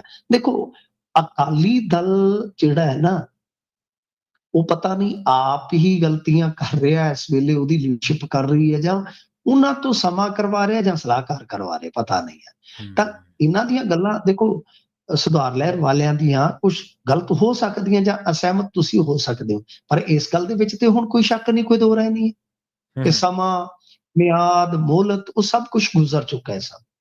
ਤਾਂ ਹਾਲੇ ਤੱਕ ਜੇ ਅਮਲ ਨਹੀਂ ਹੋ ਰਿਹਾ ਤੇ ਉਸ ਤੋਂ ਬਾਅਦ ਅੱਜ ਅਕਾਲੀ ਦਲ ਬਾਦਲ ਵੱਲੋਂ ਮਾਘੀ ਦੀ ਕਾਨਫਰੰਸ ਐਲਾਨ ਦਿੱਤੀ ਜਾਂਦੀ ਹੈ, ਤੇ ਇਸ ਨੂੰ ਕੀ ਸਮਝਿਆ ਜਾਵੇ ਕਿ ਕੀ ਜਾਂ ਤਾਂ ਇਹਨਾਂ ਨੂੰ ਰਿਜ਼ਲਟ ਦਾ ਪਤਾ ਲੱਗ ਗਿਆ ਕਿ ਆਉਣ ਵਾਲੇ ਦਿਨਾਂ 'ਚ ਨਤੀਜਾ ਕੀ ਹੋਣ ਜਾ ਰਿਹਾ, ਯਾਨੀ ਅਸਤੀਫਿਆਂ ਦਾ, ਜਾਂ ਜਿਹੜੀ ਉਹ ਕਮੇਟੀ ਬਣੀ ਆ ਡੈਲੀਗੇਟਸ ਇਲੈਕਸ਼ਨ ਕਰਵਾਉਣ ਵਾਲੀ, ਕੀ ਉਹਦਾ ਨਤੀਜਾ ਜਿਹੜਾ ਤੈਅ ਹੋ ਚੁੱਕਾ ਹੈ, ਤੇ ਜਾਂ ਇਹਨਾਂ ਨੂੰ ਪਤਾ ਹੈ ਕਿ ਉਸ ਤੋਂ ਪਹਿਲਾਂ ਹੀ ਸਾਨੂੰ ਕੋਈ ਕਲੀਨ ਚਿੱਟ ਮਿਲ ਜਾਏਗੀ, ਕਿਉਂਕਿ ਕੁਝ ਲਟਕੇ ਹੋਣ ਦੇ ਬਾਵਜੂਦ ਜੇ ਇਸ ਤਰ੍ਹਾਂ ਦਾ ਐਲਾਨ ਹੁੰਦਾ ਹੈ ਤੇ ਉਦੋਂ ਤੱਕ ਨਿਬੇੜਾ ਨਹੀਂ ਹੁੰਦਾ, ਤਾਂ ਇਹ ਤੇ ਇੱਕ ਹੋਰ ਕਹਿ ਲਓ ਕਿ ਦੁਬਿਧਾ ਦਾ ਮਸਲਾ ਬਣ ਜਾਏਗਾ ਨਾ। ਪਰ ਇਹ ਸਭ ਕੁਝ ਜੋ ਹੋ ਰਿਹਾ ਹੈ ਉਹ ਫਾਇਦੇਮੰਦਾਂ ਤੇ ਕਦੇ ਚਿੱਤ ਨਹੀਂ ਲੱਗਦਾ, ਸੋ ਇਹ ਜ਼ੋਰ ਦੇ ਰਹੇ ਆ ਕਿ ਜਲਦੀ ਤੋਂ ਜਲਦੀ ਭਾਈ ਇਹ ਸਾਰੀਆਂ ਚੀਜ਼ਾਂ ਜਿਹੜੀਆਂ ਉਹ ਅਮਲ ਚ ਲਿਆਓ। ਉਹਦਾ ਇੱਕ ਕਾਰਨ ਹੋਰ ਵੀ ਆ ਨਾ, ਹੁਣ ਪਹਿਲੀ ਖਬਰ ਤੁਸੀਂ ਜਿਹੜੀ ਕੀਤੀ ਹੈ ਸ਼ੋਈ ਆ ਕਿ ਜੀ ਖੇਤਰੀ ਪਾਰਟੀ ਵਾਲੀ ਅਮਰਤਪਾਲ ਸਿੰਘ ਹੋਰੀ ਆਪਣਾ ਦਲ ਬਣਾ ਰਹੇ ਆ। ਹੁਣ ਦੇਖੋ, ਫਰਜ਼ ਕਰੋ ਕਿਸੇ ਸੁਧਾਰ ਲਹਿਰ ਵਾਲੇ ਵੱਡੇ ਨੇਤਾ ਨੇ ਜੇ ਉਹਨਾਂ ਦਾ ਮੰਚ ਜੁਆਇਨ ਕਰਨਾ ਹੋਵੇ ਜਾਂ ਪਾਰਟੀ ਜੁਆਇਨ ਕਰਨੀ ਹੋਵੇ, ਤਾਂ ਉਹ ਕਿਵੇਂ ਕਰਨਗੇ? ਹਾਲ ਫਿਲਹਾਲ ਤਾਂ ਪਹਿਲਾਂ ਉਹ ਇਹੀ ਦੇਖਣਗੇ ਨਾ ਕਿ ਸਾਡੇ ਘਰ ਦਾ ਕੀ ਬਣਦਾ ਹੈ ਜੀ, ਤਾਂ ਉਹ ਤੇ ਇੱਕ ਤਰ੍ਹਾਂ ਨਾਲ ਆਦੇਸ਼ ਨਾਲ ਵੀ ਬਚੇ ਹੋਏ ਨੇ, ਤੇ ਦੂਜੇ ਪਾਸੇ ਸਮੇਂ ਦੇ ਨਾਲ ਵੀ ਬਚੇ ਹੋਏ ਆ ਕਿ ਵੇਖੀਏ ਤਾਂ ਸਹੀ ਕਿ ਕਿਸ ਤਰ੍ਹਾਂ ਦਾ ਅੱਗੋਂ ਰਿਸਪੌਂਸ ਆਉਂਦਾ। ਸੋ ਇਸ ਕਰਕੇ ਉਹਨਾਂ ਦਾ ਮੰਨਣਾ ਇਹੀ ਹੈ ਕਿ ਬਈ ਜਲਦੀ ਤੋਂ ਜਲਦੀ ਇਹ ਸਭ ਕੁਝ ਨਿਬੇੜਾ ਹੋਵੇ, ਪਰ ਮਾਮਲਾ ਜਿਹੜਾ ਉਹ ਨਿਬੜਨ ਦੀ ਥਾਂ ਤੇ ਉਲਝਦਾ ਜ਼ਿਆਦਾ ਜਾਂਦਾ। ਮੈਡਮ ਜੀ, ਜਦੋਂ ਆਪਾਂ ਸ਼ਾਇਦ ਪਹਿਲਾਂ ਵੀ ਗੱਲ ਕੀਤੀ ਸੀ, ਜਦੋਂ ਇਹ ਪਹਿਲੀ ਵਾਰੀ ਸ਼ਿਕਾਇਤ ਲੈ ਕੇ ਪਹੁੰਚੇ ਸੀ ਕਿ ਅਕਾਲੀ ਦਲ ਦੀ ਸਰਕਾਰ ਦੇ ਵਿੱਚ ਜੋ ਹੋਈਆਂ ਗਲਤੀਆਂ ਜਾਂ ਜੋ ਵੀ ਹੋਇਆ ਉਹਦੇ ਲਈ ਤਲਬ ਕੀਤਾ ਜਾਵੇ। ਤੁਸੀਂ ਦੇਖੋ, ਹਾਸੋਹੀਣੀ ਸਥਿਤੀ ਇਹਨਾਂ ਸਾਰੇ ਸੁਧਾਰ ਲਹਿਰ ਵਾਲਿਆਂ ਦੀ ਕਿ ਪਹਿਲਾਂ ਇਹ ਕਹਿੰਦੇ ਜੀ ਅਕਾਲੀ ਦਲ ਦੀ ਸਰਕਾਰ ਦੇ ਵਿੱਚ ਆਹ ਕੁਛ ਹੋਇਆ ਤੇ ਬਾਦਲਾਂ ਤੇ ਕਾਰਵਾਈ ਹੋਣੀ ਚਾਹੀਦੀ, ਜਾਂ ਸੁਖਬੀਰ ਬਾਦਲ ਤੇ ਕਹਿ ਲਓ, ਉਹਦੇ ਤੇ ਕਾਰਵਾਈ ਹੋਣੀ ਚਾਹੀਦੀ, ਉਹਨੂੰ ਸਜ਼ਾ ਮਿਲਣੀ ਚਾਹੀਦੀ ਹੈ। ਤੇ ਉਹ ਜਥੇਦਾਰ ਸਾਹਿਬ ਕਹਿੰਦੇ, ਜਾਂ ਮੀਟਿੰਗ ਦੇ ਵਿੱਚ ਗੱਲ ਹੋਈ ਵੀ ਫਿਰ ਤੁਹਾਡਾ ਕੀ ਬਣੂ? ਕਹਿੰਦੇ ਸੀ ਤਾਂ ਜੀ ਅਸੀਂ ਵੀ ਨਾਲ ਹੀ, ਮਤਲਬ ਹੈ ਅਸੀਂ ਉਦਾਂ ਸਾਡੇ ਤੇ ਦੋਸ਼ ਕੋਈ ਨਹੀਂ ਗਾ, ਪਰ ਗੁਨਾਹਾਂ ਦੇ ਵਿੱਚ ਅਸੀਂ ਸ਼ਾਮਲ ਸੀ। ਇਹਨਾਂ ਦੀ ਬੜੀ ਹਾਸੋਹੀਣੀ ਸਥਿਤੀ ਲੱਗਦੀ ਹੁੰਦੀ ਕਈ ਵਾਰੀ ਜਦੋਂ ਇਹ ਪ੍ਰੈਸ ਦੇ ਵਿੱਚ ਗੱਲਬਾਤ ਕਰਦੇ ਨਾ, ਚੰਦੂ ਮਾਜਰਾ ਸਾਹਿਬ ਜਾਂ ਜਗੀਰ ਕੌਰ, ਜਾਂ ਕਈ ਵਾਰੀ ਇੱਕ ਦੋ ਗੱਲਾਂ ਸੁਣੀਆਂ ਮਲੂਕਾ ਸਾਹਿਬ ਦੀਆਂ, ਤੇ ਉਹ ਬੜਾ ਐਂ ਲੱਗਦਾ ਕਿ ਗੁਨਾਹ ਕਬੂਲ ਕਰੀ ਜਾਂਦੇ ਤੇ ਕਹਿੰਦੇ ਸਜ਼ਾ ਦੂਜੇ ਨੂੰ ਦੇ ਦਿਓ, ਉਹਦੇ ਲਈ ਸਜ਼ਾ ਨਹੀਂ ਸਾਨੂੰ ਚਾਹੀਦੀ। ਨਹੀਂ, ਹੁਣ ਤੇ ਇਹਨਾਂ ਨੂੰ ਤਲਬ ਕਰ ਹੀ ਲਿਆ ਸੀਗਾ ਨਾ ਵਿੱਚ, ਨਾਲ ਹੀ ਫਿਰ ਤਾਂ ਨਾਲ ਹੀ ਸੀਗੇ ਜੀ, ਫਿਰ ਤਾਂ ਇਕੱਠੇ ਹੀ ਸੀ। ਹਾਂਜੀ, ਫਿਰ ਤਾਂ ਉਹ ਆਉਣਾ ਹੀ ਸੀਗਾ। ਹਾਂਜੀ, ਇਹ ਮੰਨ ਗਏ ਸੀਗੇ। ਇਹਨਾਂ ਨੇ ਸ਼ਾਇਦ ਲੈਟਰ 'ਚ ਵੀ ਲਿਖਿਆ ਸੀਗਾ ਕਿ ਅਸੀਂ ਵੀ ਇਹਦੇ ਵਿੱਚ ਜ਼ਿੰਮੇਵਾਰ ਆ। ਉਹ ਖੈਰ ਗੱਲ ਇਹ ਆ ਕਿ ਬਈ ਹੁਣ ਮਸਲਾ ਤੇ ਇਹੋ ਆ ਨਾ ਵੱਡਾ ਕਿ ਭਵਿੱਖ ਕੀ ਆ, ਨਾ ਤੇ ਇਹਨਾਂ ਦਾ ਕੋਈ ਭਵਿੱਖ ਨਜ਼ਰ ਆ ਰਿਹਾ, ਨਾ ਉਹਨਾਂ ਦਾ ਭਵਿੱਖ ਨਜ਼ਰ ਆ ਰਿਹਾ, ਤੇ ਲੜ ਦੋਨੇ ਹੀ ਰਹੇ ਨੇ। ਉਹਨਾਂ ਕੋਲੇ ਢਾਂਚਾ ਤਾਂ ਹੈਗਾ ਮਿੰਟੂ ਜੀ, ਚੋਣ ਨਿਸ਼ਾਨ ਤਾਂ ਹਲੇ ਹੈਗਾ, ਇਹਨਾਂ ਕੋਲੇ ਉਹ ਵੀ ਨਹੀਂ ਹੈਗਾ।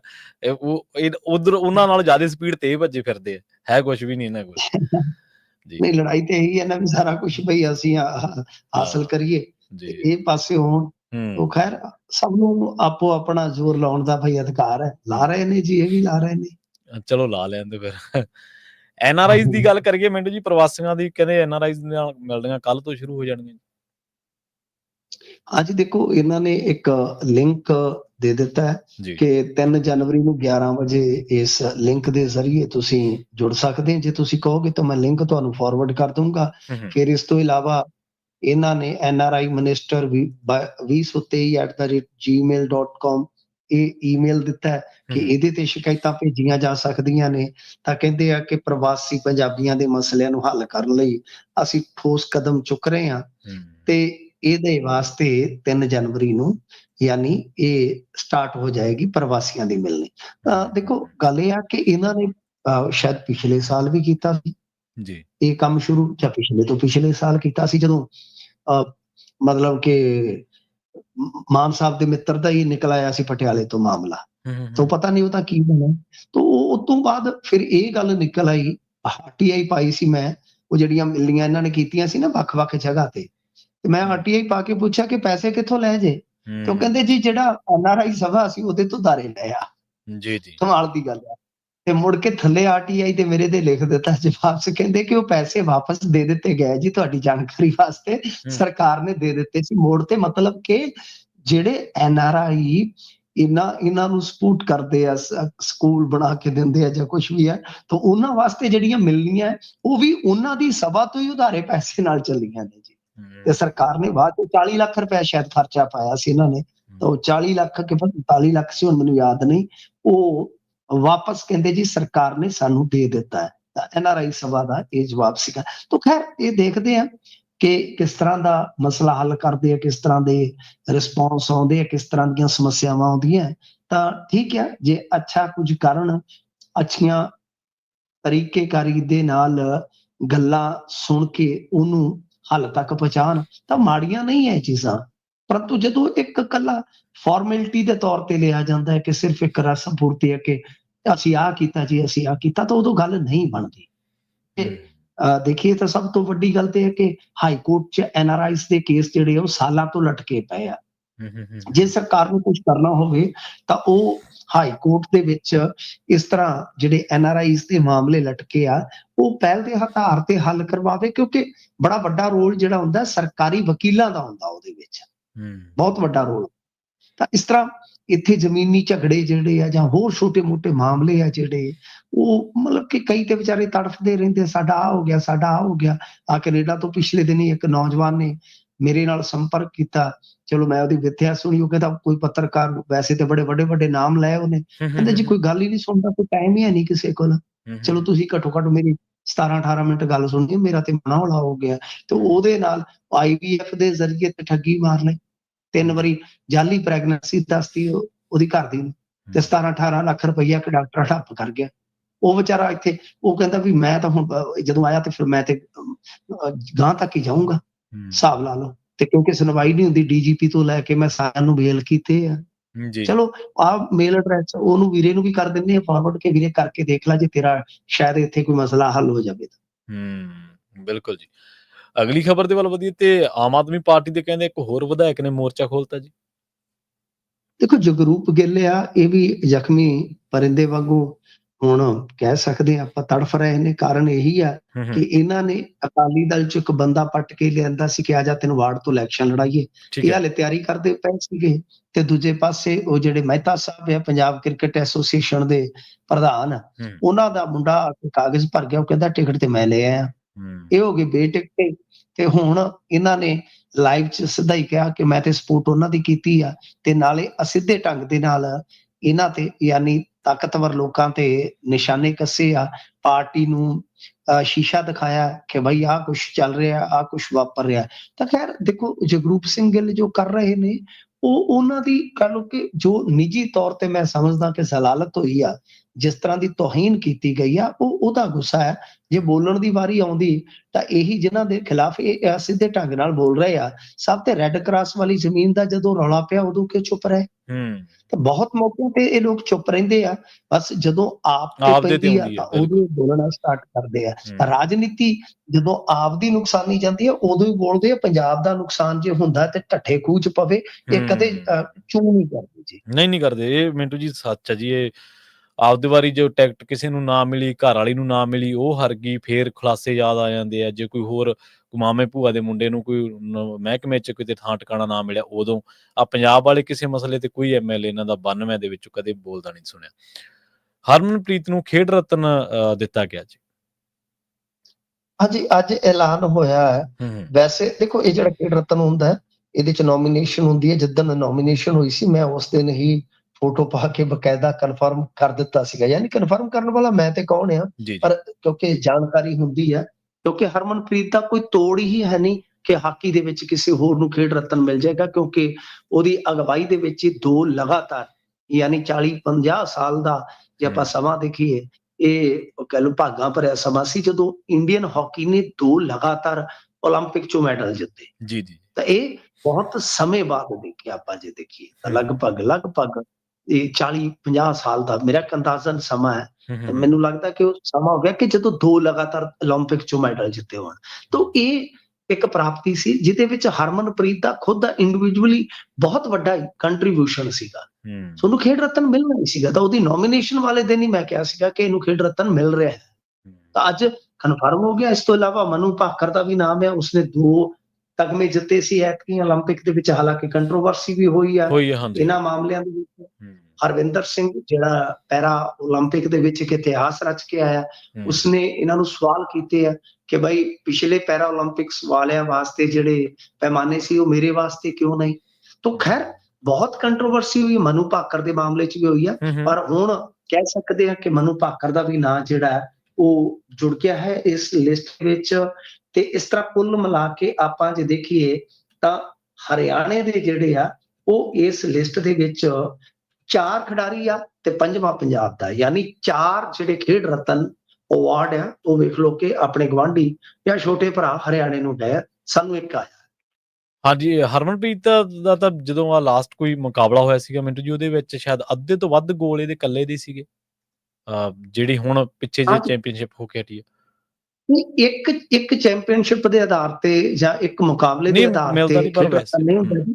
ਹਾਂਜੀ, ਗੱਲ ਇਹ ਆ ਕਿ ਦਰਅਸਲ ਕੀ ਹੁੰਦਾ ਕਿ ਅਚੀਵਮੈਂਟ ਦੇਖੀ ਜਾਂਦੀ ਹੈ, ਜਿੱਦਾਂ ਕੁਝ ਪੁਰਸਕਾਰਾਂ ਲਈ ਲਾਈਫ ਟਾਈਮ ਅਚੀਵਮੈਂਟ ਦੇਖੀ ਜਾਂਦੀ ਹੈ। ਕਿਸ ਪੁਰਸਕਾਰ ਵਾਸਤੇ ਅਚੀਵਮੈਂਟ ਦਾ ਪੈਮਾਨਾ ਕੀ ਹੈ? ਕਈਆਂ ਦਾ ਸਾਲ ਦਾ ਪਰਫਾਰਮੈਂਸ ਦੇਖਿਆ ਜਾਂਦਾ, ਜਿਵੇਂ ICC cricket of the year ਹੈ, ਇੱਕ ਅਵਾਰਡ ਹੈ। ਤਾਂ ਇਸੇ ਤਰ੍ਹਾਂ ਇਹ ਖੇਡ ਰਤਨ ਵਾਸਤੇ ਵੀ ਹੁੰਦਾ ਕਿ ਬਹੁਤ ਵੱਡੀ ਕਿਸੇ ਦੀ ਉਪਲਬਧੀ ਹੈ ਜੀ, ਕਿਸੇ ਖਾਸ ਤਗੜੇ ਜਿਵੇਂ 올림픽 'ਚ ਹੈ। ਤਾਂ ਇਹ ਬੇਸਿਕਲੀ 올림픽 ਦੇ ਹੀ ਮਾਮਲਿਆਂ 'ਚ ਜ਼ਿਆਦਾ ਖੇਡ ਰਤਨ ਮਿਲਦਾ। ਤਾਂ ਇਹਦੇ 'ਚ ਦੂਜੇ ਜਿਹੜੇ ਕਹਿ ਲਓ ਮੁਕਾਬਲੇ ਆ ਉਹਨਾਂ ਦੀ ਘੱਟ, ਪਤਾ ਨਹੀਂ ਉਹਨੂੰ ਸ਼ਾਇਦ ਮੇਰੇ ਖਿਆਲ ਦੇ ਨਾਲ ਹੋ ਸਕਦਾ ਕਿ ਸ਼ਾਮਲ ਵੀ ਨਾ ਕੀਤਾ ਜਾਵੇ। ਮੇਨਲੀ ਤਾਂ ਇਹ ਹੁੰਦਾ ਕਿ 올림픽 'ਚ ਜਿਹੜੇ ਤਗਮਾ ਜੇਤੂ ਹੁੰਦੇ ਆ ਨਾ, ਜਾਂ ਜਿਨ੍ਹਾਂ ਦੀ ਅੱਛੀ ਪਰਫਾਰਮੈਂਸ ਹੁੰਦੀ ਹੈ, ਕਈ ਵਾਰੀ ਉਹਨਾਂ ਨੂੰ ਖੇਡ ਰਤਨ ਮਿਲਦਾ ਹੈ ਜੀ। ਤਾਂ ਮੈਰੀ ਕਾਮ ਜਾਂ ਜਿਹੜੀ ਉਹ ਪੂਨੀਆ ਸੀਗੀ, ਇਹਨਾਂ ਨੇ ਵੀ ਰੌਲਾ ਪਾਇਆ ਸੀਗਾ, ਬਹੁਤ ਮੌਕਿਆਂ ਤੇ ਕੰਟਰੋਵਰਸੀ ਖੇਡ ਰਤਨ ਨੂੰ ਹੋਈ ਆ ਲੈ ਕੇ। ਜੀ, ਮਿੰਟੂ ਜੀ, ਨਾਲ ਖਾਸ ਖਬਰਾਂ ਤੇ ਖਾਸ ਜਾਣਕਾਰੀਆਂ ਦੇ ਲਈ ਤੁਹਾਡਾ ਬਹੁਤ ਬਹੁਤ ਧੰਨਵਾਦ ਜੀ। ਸ਼ੁਕਰੀਆ ਜੀ। ਜੀ, ਪ੍ਰੋਗਰਾਮ ਖਬਰ ਤੇ ਨਜ਼ਰ ਦੇ ਪਹਿਲੇ ਹਿੱਸੇ ਦੇ ਵਿੱਚ ਆਪਣੇ ਨਾਲ ਜੁੜੇ ਸਨ ਮਿੰਟੂ ਗੁਰਸਰੀਗਾ ਜੀ, ਜਿਨ੍ਹਾਂ ਦੇ ਨਾਲ ਆਪਾਂ ਕਈ ਅਹਿਮ ਖਬਰਾਂ ਨੂੰ ਲੈ ਕੇ ਚਰਚਾ ਕੀਤੀ ਹੈ। ਵੇਲਾ ਹੋ ਚੱਲਿਆ ਇੱਕ ਬ੍ਰੇਕ ਦੇ ਲਈ ਰੁਕਣ ਦਾ। ਖਬਰਾਂ ਹਾਲੇ ਹੋਰ ਵੀ ਨੇ, ਮਸਲੇ ਹਾਲੇ ਹੋਰ ਵੀ ਨੇ, ਜਿਨ੍ਹਾਂ ਨੂੰ ਲੈ ਕੇ ਆਪਾਂ ਗੱਲਬਾਤ ਕਰਾਂਗੇ, ਚਰਚਾ ਕਰਾਂਗੇ। ਜਲਦ ਵਾਪਸੀ ਇੱਕ ਸ਼ਾਰਟ ਬ੍ਰੇਕ ਤੋਂ ਬਾਅਦ। ਜੁੜੇ ਰਹੋ ਪੰਜਾਬੀ ਰੇਡੀਓ USA ਦੇ ਨਾਲ।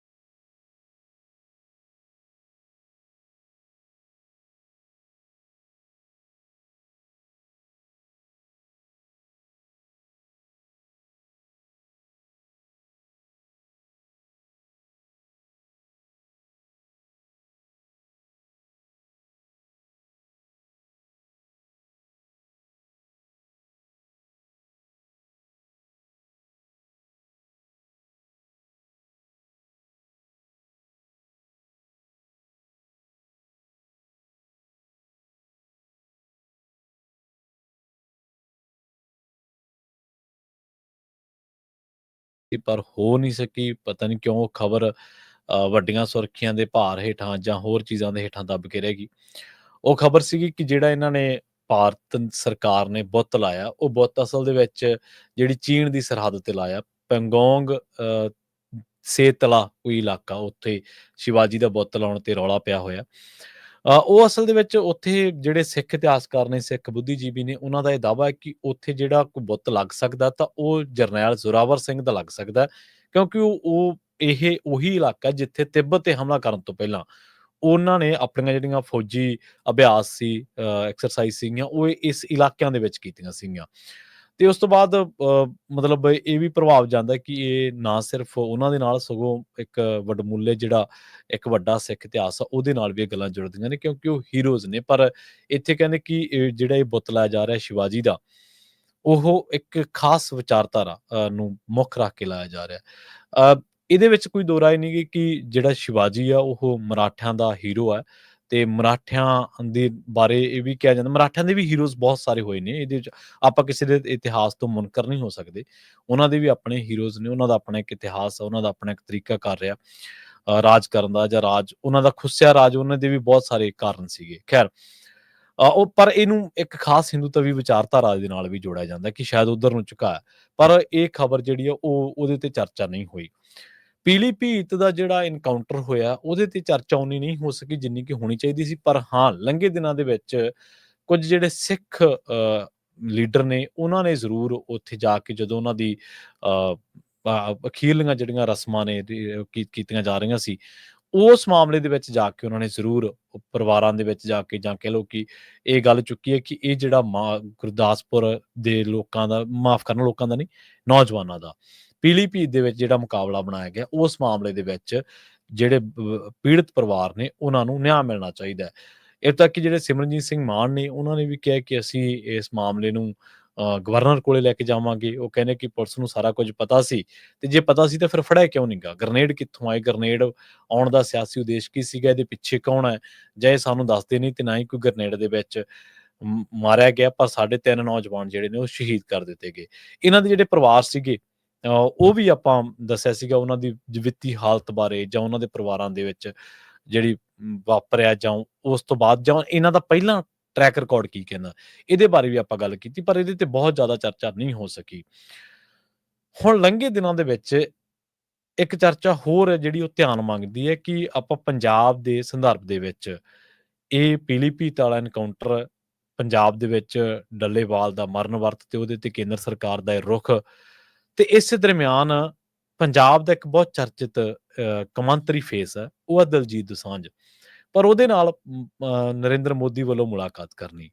ਹੁਣ ਨਰਿੰਦਰ ਮੋਦੀ ਨੇ ਲੰਘੇ ਦਿਨਾਂ ਦੇ ਵਿੱਚ ਜਿਹੜੇ ਲੋਕਾਂ ਦੇ ਨਾਲ ਮੁਲਾਕਾਤ ਕੀਤੀ ਹੈ, ਉਹਨਾਂ ਲੋਕਾਂ ਨਾਲ ਮੁਲਾਕਾਤ ਕੀਤੀ ਹੈ ਜਿਹੜੇ ਲੋਕ ਉਹਦੇ ਨਾਲੋਂ ਵੱਖਰੀ ਸੁਰ ਰੱਖਦੇ ਨੇ। ਤੁਸੀਂ ਦੇਖੋ ਧਿਆਨ ਦੇ ਨਾਲ ਵੀ ਇੱਕ ਪਾਸੇ ਦਲਜੀਤ ਦੋਸਾਂਝ ਪੰਜਾਬ ਜਿਹੜਾ PUN ਦੇ ਨਾਲ ਲਿਖਿਆ ਜਾਂਦਾ ਹੈ, ਉਹਨੂੰ PAN ਦੇ ਨਾਲ ਲਿਖਦਾ ਹੈ, ਤੇ ਉਸ ਤੋਂ ਬਾਅਦ ਕੰਟਰੋਵਰਸੀ ਹੋ ਜਾਂਦੀ ਹੈ। ਦੂਜੇ ਪਾਸੇ ਸੈਫ ਅਲੀ ਖਾਨ ਆ, ਉਹ ਵੱਖਰੀ ਸੁਰ ਰੱਖਦਾ, ਪਰ ਨਰਿੰਦਰ ਮੋਦੀ ਉਹਨਾਂ ਸੁਰਾਂ ਤੋਂ ਲਹਿਦਾ ਹੋ ਕੇ, ਉਹਨਾਂ ਉਸ ਕਪੂਰ ਖਾਨਦਾਨ, ਕਿਉਂਕਿ ਉਹ ਜਿਹੜਾ ਸੈਫ ਅਲੀ ਖਾਨ ਆ, ਉਹ ਬੀਬੀ ਕਰੀਨਾ ਕਪੂਰ ਉਹਦੇ ਨਾਲ ਵਿਆਹੀ ਹੋਈ ਹੈ, ਸੋ ਉਹਦੇ ਨਾਲ ਉਹ ਸਾਰੇ ਪਰਿਵਾਰਕ ਮੈਂਬਰਾਂ ਦੇ ਨਾਲ ਉਹ ਗੱਲਬਾਤ ਕਰਦਾ। ਇੱਕ ਸਾਕਸ਼ੀ ਜੋਸ਼ੀ ਹੈ ਕੁੜੀ, ਬਹੁਤ ਤਕੜੀ ਕ੍ਰਿਟਿਕ ਹੈ, ਤੁਸੀਂ ਉਹਦਾ YouTube ਦੇ ਉੱਤੇ ਚੈਨਲ ਵੀ ਦੇਖਿਆ ਹੋਣਾ, ਬਹੁਤ ਤਕੜੀ ਆਲੋਚਕ ਹੈ। ਉਹਨਾਂ ਦੀ ਮਾਤਾ ਚਲਾਣਾ ਕਰ ਜਾਂਦਾ ਪਿਛਲੇ ਦਿਨਾਂ ਦੇ ਵਿੱਚ। ਨਰਿੰਦਰ ਮੋਦੀ ਉਹਨਾਂ ਦੇ ਪਰਿਵਾਰ ਨੂੰ ਵੀ ਖਤ ਲਿਖਦੇ ਨੇ। ਇਹ ਵੱਖਰੀਆਂ ਸੁਰਾਂ ਵਾਲੇ ਲੋਕਾਂ ਤੱਕ ਪਹੁੰਚ ਕਿਉਂ ਕੀਤੀ ਜਾ ਰਹੀ ਹੈ? ਦਲਜੀਤ ਦਾ ਸਭ ਤੋਂ ਵੱਡਾ ਜੇ ਬੈਨੀਫਿਟ ਆ ਤਾਂ ਉਹ ਹੈ ਕਿ ਗਲੋਬਲੀ ਉਹ ਇੱਕ ਫੇਸ ਬਣ ਚੁੱਕਿਆ, ਇੱਕ ਬ੍ਰਾਂਡ ਬਣ ਚੁੱਕਿਆ। ਉਹਦੇ ਨਾਲ ਫੋਟੋ ਦਾ ਮਤਲਬ ਕਿ ਗਲੋਬਲੀ ਅਸੀਂ ਇਹ ਪ੍ਰਭਾਵ ਸਿਰਜਣਾ ਕਿ ਅਸੀਂ ਸਿੱਖ ਸਾਡੇ ਨਾਲ ਨੇ, ਜਾਂ ਅਸੀਂ ਸਿੱਖਾਂ ਦੇ ਨਾਲ ਖੜੇ ਹਾਂ। ਜਿਹੜੀ ਸਾਕਸ਼ੀ ਜੋਸ਼ੀ ਹੈ, ਉਹ ਇਸ ਕਰਕੇ ਕਿ ਕਿਉਂਕਿ ਇਹ ਪ੍ਰਭਾਵ ਸਿਰਜਣਾ ਹੈ ਹਿੰਦੂ ਭਾਈਚਾਰੇ ਦੇ ਵਿੱਚ ਕਿ ਸਾਡਾ ਬੇਸ਼ੱਕ ਕੋਈ ਕ੍ਰਿਟਿਕ ਵੀ ਹੋਵੇ, ਅਸੀਂ ਉਹਨਾਂ ਦੇ ਨਾਲ ਖੜੇ ਹਾਂ। ਤੇ ਜਿਹੜਾ ਸੈਫ ਅਲੀ ਖਾਨ ਆ, ਜਾਂ ਉਹਦੇ ਨਾਲ ਇਹ ਪ੍ਰਭਾਵ ਸਿਰਜਣਾ ਹੈ ਕਿ ਦੇਸ਼ ਦੇ ਵਿੱਚ ਮਾਈਨੋਰਟੀਜ਼ ਦੇ ਵਿੱਚ ਜਿਹੜਾ ਖਾਸ ਭਾਈਚਾਰਾ, ਭਾਵੇਂ ਉਹ ਕੋਈ ਮਰਜ਼ੀ ਸੁਰਾਂ ਰੱਖੇ, ਪਰ ਜੇਕਰ ਅਸੀਂ ਉਹਨੂੰ ਆਪਣੀ ਵਲਗਣ ਦੇ ਵਿੱਚ ਲੈਣਾ, ਜੇਕਰ ਅਸੀਂ ਉਹਨੂੰ ਆਪਣੇ ਪ੍ਰਭਾਵ ਹੇਠ ਲੈਣਾ, ਤਾਂ ਸਾਡੇ ਕੋਲ ਆਹ ਚੰਦ ਚਿਹਰੇ ਨੇ ਜਿਨ੍ਹਾਂ ਦੇ ਨਾਲ ਅਸੀਂ ਦੁਨੀਆ ਮੂਹਰੇ ਪ੍ਰਭਾਵ ਸਿਰ ਸਕਦੇ ਹਾਂ। ਮਤਲਬ ਇੰਨੀ ਬਰੀਕੀ ਦੇ ਨਾਲ ਕੰਮ ਹੋ ਰਿਹਾ ਕਿ ਆਪਣੇ ਆਲੋਚਕਾਂ ਤੱਕ ਵੀ ਪਹੁੰਚ ਕੀਤੀ ਜਾ ਰਹੀ ਆ। ਮਾਈਨੋਰਟੀਜ਼ ਦੇ ਜਿਹੜੇ ਫੇਸ ਨੇ, ਉਹਨਾਂ ਤੱਕ ਵੀ ਪਹੁੰਚ ਕੀਤੀ ਜਾ ਰਹੀ ਹੈ। ਇੱਕ ਪਾਸੇ ਬਲਡੋਜ਼ਰ ਦੇ ਨਾਲ ਉਹਨਾਂ ਦੇ ਘਰ ਢਾਏ ਜਾ ਰਹੇ ਨੇ ਤੇ ਦੂਜੇ ਪਾਸੇ ਉਹਨਾਂ ਦੇ ਜਿਹੜੇ ਫੇਮਸ ਫੇਸ ਨੇ ਉਹਨਾਂ ਲੋਕਾਂ ਦੇ ਵਿੱਚੋਂ ਦੇ ਸਲਮਾਨ ਖਾਨ ਦੇ ਨਾਲ ਪਤੰਗ ਉਡਾਲਿਆ, ਕਿਸੇ ਨਾਲ ਖਾਣਾ ਖਾ ਲਿਆ, ਕਿਸੇ ਨੂੰ ਸੱਦ ਲਿਆ, ਕਿਸੇ ਨੂੰ ਕਿਵੇਂ। ਅਸੀਂ ਇਹ ਨਹੀਂ ਕਹਿੰਦੇ ਕਿ ਕਿਸੇ ਨੂੰ ਸੱਦਿਆ ਨਾ ਜਾਵੇ ਪੀਐਮਓ ਦੇ ਵਿੱਚ, ਅਸੀਂ ਇਹ ਨਹੀਂ ਕਹਿੰਦੇ ਕਿ ਪ੍ਰਧਾਨ ਮੰਤਰੀ ਨਾਲ ਕੋਈ ਫੋਟੋ ਨਾ ਲਹਾਵੇ, ਪਰ ਜੇਕਰ ਉਸ ਵਰਗ ਉਸ ਫਿਰਕੇ ਦੇ ਫੇਮਸ ਚਿਹਰਿਆਂ ਦੇ ਨਾਲ ਫੋਟੋ ਸੈਸ਼ਨ ਹੋ ਸਕਦਾ ਤਾਂ ਉਸ ਵਰਗ ਦੇ ਲੋਕਾਂ ਦੇ ਨਾਲ ਕਿਉਂ ਨਹੀਂ? ਫਿਰ ਉਹਨਾਂ ਨਾਲ ਮਿਲਣ ਤੋਂ ਗੁਰੇਜ਼ ਕਿਉਂ?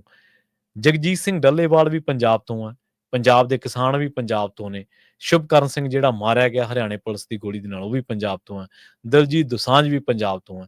ਇੱਕ ਬੰਦੇ ਨਾਲ ਫੋਟੋ ਸੈਸ਼ਨ ਹੋ ਰਿਹਾ, ਉਹਨੂੰ ਸੱਦ ਰਹੇ ਹੋ, ਉਹਦੇ ਨਾਲ ਚਾਹ ਪਾਣੀ ਸਾਰਾ ਕੁਝ ਸਾਂਝਾ ਹੋ ਰਿਹਾ, ਉਹ ਤੋਂ ਗੱਲਾਂ ਵੀ ਸੁਣੀਆਂ ਜਾ ਰਹੀਆਂ ਨੇ, ਬਹੁਤ ਚੰਗੀ ਗੱਲ ਹੈ, ਜੀ ਆਇਆਂ ਨੂੰ ਹੈ, ਕਰੋ ਗੱਲਾਂ ਬਾਤਾਂ। ਦੂਜੇ ਪਾਸੇ ਇੱਕ ਧਿਰ ਉਹ ਰੋਹ ਕਰਲਾ ਕੇ ਕਹਿੰਦੇ ਸਾਡੇ ਨਾਲ 10 ਸਾਲ ਹੋ ਗਏ ਤੁਸੀਂ ਮੀਟਿੰਗ ਹੀ ਨਹੀਂ ਕੀਤੀ। ਫਿਰ ਫਰਕ ਕਿੱਥੇ ਹੈ? ਫਰਕ ਹੈ ਪੋਲੀਟੀਕਲ ਏਜੰਡੇ ਦੇ ਵਿੱਚ। ਇੱਕ ਫੋਟੋ ਦੁਨੀਆ ਭਰ ਦੇ ਵਿੱਚ ਫੈਲੂਗੀ ਤੇ ਉਹ ਪ੍ਰਭਾਵ ਸਿਰਜੂਗੀ ਕਿ ਗਲੋਬਲ ਸਟਾਰ ਫਲਾਮ ਬੰਦੇ ਨੂੰ ਮਿਲਿਆ ਤੇ ਉਹਦੇ ਨਾਲ ਤੁਸੀਂ ਟਵਿੱਟਰ ਤੇ ਟ੍ਰੈਂਡ ਹੋਵੋਗੇ। ਇੱਕ ਫੋਟੋ ਤੁਹਾਡੇ ਭਾਈਚਾਰੇ ਦੇ ਵਿੱਚ ਜਾਊਗੀ ਜਿਹੜੀ ਹਿੰਦੂ ਤਵੀ ਵਿਚਾਰਧਾਰਾ ਨੂੰ ਲੋਕ ਟੋਹ ਕਰਦੇ ਆ, ਉਹ ਕਹੂਗਾ ਕਿ ਜੀ ਆਹ ਦੇਖੋ ਆ ਕੁੜੀ ਏਡੀ ਤਕੜੀ ਲੋਚਕ ਆ, ਪਰ ਸਾਡੇ ਪ੍ਰਧਾਨ ਮੰਤਰੀ ਦਾ ਦਿਲ ਦੇਖੋ ਕਿੱਡਾ ਵੱਡਾ। ਉਹਨੇ ਇਹਦੀ ਮਾਤਾ ਦੇ ਚਲਾਣੇ ਦੇ ਉੱਤੇ ਵੀ ਚਿੱਠੀ ਲਿਖੀ ਹੈ, ਪਰ ਉਹ ਕਦੇ ਇਹ ਸਵਾਲ ਨਹੀਂ ਕਰਨਗੇ ਕਿ ਸਾਡੇ ਸ਼ੰਕਰਾਚਾਰੀਏ ਇਹਨਾਂ ਤੋਂ ਵੱਖਰੀ ਸੁਰ ਰੱਖਦੇ ਆ, ਉਹਨਾਂ ਦੇ ਮਾਮਲੇ 'ਚ ਤੁਸੀਂ ਜਵਾਬ ਦਿਓ। ਜਾਂ ਕਦੇ ਉਹ ਸਵਾਲ ਨਹੀਂ ਕਰਨਗੇ ਕਿ ਅਯੁੱਧਿਆ ਦੇ ਵਿੱਚ ਜਿਹੜਾ ਤੁਸੀਂ ਸਟਰਕਚਰ ਤਿਆਰ ਕੀਤਾ ਸੀ ਚੋਣਾਂ ਨੂੰ ਮੁੱਖ ਰੱਖ ਕੇ, ਉਹ ਢਾਂਚਾ ਜਾਂ ਉੱਥੇ ਤੁਸੀਂ ਹਾਰ ਕਿਉਂ ਗਏ? ਮਤਲਬ ਜੇ ਪੋਲੀਟੀਕਲੀ ਚੀਜ਼ਾਂ ਨੂੰ ਕਰਦੇ ਹੋ ਤੁਸੀਂ ਤਾਂ ਇਹ ਚੀਜ਼ ਆ। ਤਾਂ ਇਹ ਸਾਰੀਆਂ ਚੀਜ਼ਾਂ ਜਿਹੜੀਆਂ ਨੇ ਉਹ ਇਸ ਕਰਕੇ ਕਿ ਬੈਨੀਫਿਟ ਕਰਦੀਆਂ ਨੇ ਜਾਂ ਸੋਸ਼ਲ ਮੀਡੀਆ ਤੇ ਤੁਹਾਡੀ ਇਮੇਜ ਨੂੰ ਸੁਧਾਰਦੀਆਂ ਨੇ, ਬਸ ਇਸ ਕਰਕੇ। ਇਹਨਾਂ ਦਾ ਮੰਤਵ ਘੱਟ ਗਿਣਤੀਆਂ ਦੇ ਇਸ਼ੂਜ਼ ਦੇ ਨਾਲ, ਘੱਟ ਗਿਣਤੀਆਂ ਦੇ ਮਾਮਲਿਆਂ ਦੇ ਨਾਲ, ਘੱਟ ਗਿਣਤੀਆਂ ਦੇ ਮੁੱਦਿਆਂ ਦੇ ਨਾਲ ਜ਼ਰਾ ਵੀ ਨਹੀਂ ਹੈ। ਔਰ ਇਹ ਇਹੋ ਜਿਹੀਆਂ ਚੀਜ਼ਾਂ ਨੇ ਜਿਹੜੀਆਂ ਤੁਸੀਂ ਕਰਕੇ ਕੁਝ ਮਿੰਟਾਂ ਸਕਿੰਟਾਂ ਦੇ ਵਿੱਚ ਜਿਹੜੀ ਤੁਹਾਡੇ ਐਂਟੀ ਵੇਵ ਬਣੀ ਹੈ, ਲੋਕ ਨਿਆਂ ਮੰਗ ਰਹੇ ਨੇ, ਹੱਕ ਮੰਗ ਰਹੇ ਨੇ। ਚਾਹੇ ਉਹ ਲੋਕ ਚਰਚਾ ਕਰ ਰਹੇ ਸੀ ਜ਼ੋਰਾਵਰ ਸਿੰਘ ਦੇ ਬੁੱਤ ਦੀ, ਸ਼ਿਵਾਜੀ ਦੇ ਬੁੱਤ ਦੀ, ਉਹ ਪਿੱਛੇ ਹਟ ਗਈ। ਲੋਕ ਗੱਲ ਕਰ ਰਹੇ ਸੀ ਕਿਸਾਨੀ ਦੀ, ਉਹ ਪਿੱਛੇ ਹਟ ਗਈ। ਲੋਕ ਗੱਲ ਕਰ ਰਹੇ ਸੀ ਪੰਜਾਬ ਦੇ ਮੁੱਦਿਆਂ ਦੀ, ਉਹ ਪਿੱਛੇ ਹਟ ਗਈ। ਸੋ ਇਹ ਸਾਰੀਆਂ ਚੀਜ਼ਾਂ ਜੇ ਪ੍ਰਧਾਨ ਮੰਤਰੀ ਸਾਹਿਬ ਚੰਗੀ ਤਰ੍ਹਾਂ ਇਹ ਚੀਜ਼ ਨੂੰ ਜਾਣਦੇ ਨੇ ਕਿ ਕਿਹੜੇ ਖਾਸ ਨੈਰੇਟਿਵ ਦੇ ਨਾਲ ਇੱਕ ਦੇ ਨਾਲ ਹੀ ਦੂਜੇ ਬਾਕੀ ਬਿਰਤਾਂਤਾਂ ਨੂੰ ਆਪਾਂ ਫਾਡੀ ਕਰਾਰ ਦੇਣਾ ਜਾਂ ਦੂਜੇ ਬਾਕੀ ਬਿਰਤਾਂਤਾਂ ਨੂੰ ਪਿੱਛੇ ਧੱਕਣਾ, ਉਹਨਾਂ ਨੂੰ ਹਾਸ਼ੀਏਗ੍ਰਸਤ ਕਰਨਾ। ਇਸੇ ਕਰਕੇ ਉਹ ਪਿਛਲੇ ਕਈ ਸਾਲਾਂ ਤੋਂ ਪਹਿਲਾਂ ਗੁਜਰਾਤ ਤੇ ਫਿਰ ਹੁਣ ਭਾਰਤ ਦੀ ਸੱਤਾ ਦੇ ਤਖ਼ਤ ਤੇ ਬਿਰਾਜਮਾਨ ਨੇ। ਕਿਉਂਕਿ ਤੁਸੀਂ ਦੇਖਿਆ ਹੋਣਾ ਕਿ ਜਦੋਂ ਇੱਧਰਲੇ ਮੁਲਕਾਂ ਦੇ ਵੱਲ ਫੇਰਾ ਲੱਗਦਾ ਤਾਂ ਸਾਰੇ ਭਾਈਚਾਰਿਆਂ ਦੇ ਲੋਕ ਜਿਹੜੇ ਇੱਧਰ ਡੋਮੀਨੈਂਟ ਨੇ, ਮਤਲਬ ਸਿੱਖ ਨੇ, ਤਾਂ ਉਹਨਾਂ ਦੇ ਨਾਲ ਪਹਿਲਾਂ ਬਕਾਇਦਾ ਤੌਰ ਤੇ ਮੀਟਿੰਗਾਂ ਹੁੰਦੀਆਂ ਨੇ। ਮੀਟਿੰਗਾਂ ਕਰਕੇ ਪ੍ਰਭਾਵ ਸਿਰਜ ਲਿਆ ਜਾਂਦਾ ਕਿ ਬਾਹਰਲੇ ਮੁਲਕਾਂ ਦੇ ਵੀ ਲੋਕ ਆਪਣੇ ਨਾਲ ਨੇ। ਹਾਲਾਂਕਿ ਸੁਰਾਂ ਉਹਨਾਂ ਦੀਆਂ ਵੱਖਰੀਆਂ ਨੇ, ਹਾਲਾਂਕਿ ਉਹਨਾਂ ਦੇ ਮੁੱਦੇ ਵੱਖਰੇ ਨੇ, ਅਣਸੁਲਝੇ ਨੇ। ਉਹਨਾਂ ਦੇ ਉੱਤੇ ਦੋਸ਼ ਲੱਗਦੇ ਨੇ ਏਜੰਸੀਆਂ ਦੇ ਉੱਤੇ, ਏਜੰਟਾਂ ਦੇ ਉੱਤੇ ਕਿ ਇਹ ਲੋਕ ਬਾਹਰਲ ਵੱਖਰੀ ਸੁਰਾਂ ਵਾਲੇ ਲੋਕਾਂ ਦੇ ਕਤਲ ਕਰ ਰਹੇ ਨੇ, ਪਰ ਬਾਵਜੂਦ ਇਸ ਦੇ ਪ੍ਰਭਾਵ ਸਿਰਜ ਲਿਆ ਜਾਂਦਾ ਹੈ। ਜਦੋਂ ਕੋਈ ਵਿਰੋਧੀ ਧਿਰ, ਕੋਈ ਆਪੋਜੀਸ਼ਨ ਦੇ ਵਿੱਚੋਂ ਕੋਈ ਬੰਦਾ ਤਕੜਾ ਹੋ ਕੇ, ਕੋਈ ਬੰਦਾ ਜਾਂ ਵੱਖਰੀ ਸੁਰ ਵਾਲਾ ਬੰਦਾ ਕੋਈ ਬਰਾਬਰ ਦਾ ਹੋ ਕੇ ਟੱਕਰਦਾ ਤਾਂ ਫਿਰ ਉਹਨੂੰ ਇਸ ਤਰ੍ਹਾਂ ਦੇ ਨਾਲ ਪਰਚਾ ਲਿਆ ਜਾਂਦਾ ਹੈ ਜਾਂ ਲੋਕਾਂ ਦੇ ਮੂਹਰੇ ਇਸ ਪ੍ਰਭਾਵ ਸਿਰਜ ਦਿੱਤਾ ਜਾਂਦਾ ਹੈ ਕਿ ਇਹ ਜੋ ਮਰਜ਼ੀ ਹੋਵੇ ਪਰ ਹੈ ਸਾਡੇ ਨਾਲ। ਇਹ ਜਿਹੜਾ ਪ੍ਰਭਾਵ ਆ ਨਾ ਕਿ ਹੈ ਸਾਡੇ ਨਾਲ, ਅਸਲ ਦੇ ਵਿੱਚ ਇਹ ਵਿਰੋਧ ਦੀਆਂ, ਬਗਾਵਤ ਦੀਆਂ ਜਾਂ ਕਈ ਮੁੱਦਿਆਂ ਦੀਆਂ ਗੱਲਾਂ ਨੂੰ ਪਿੱਛੇ ਸੁੱਟ ਦਿੰਦਾ।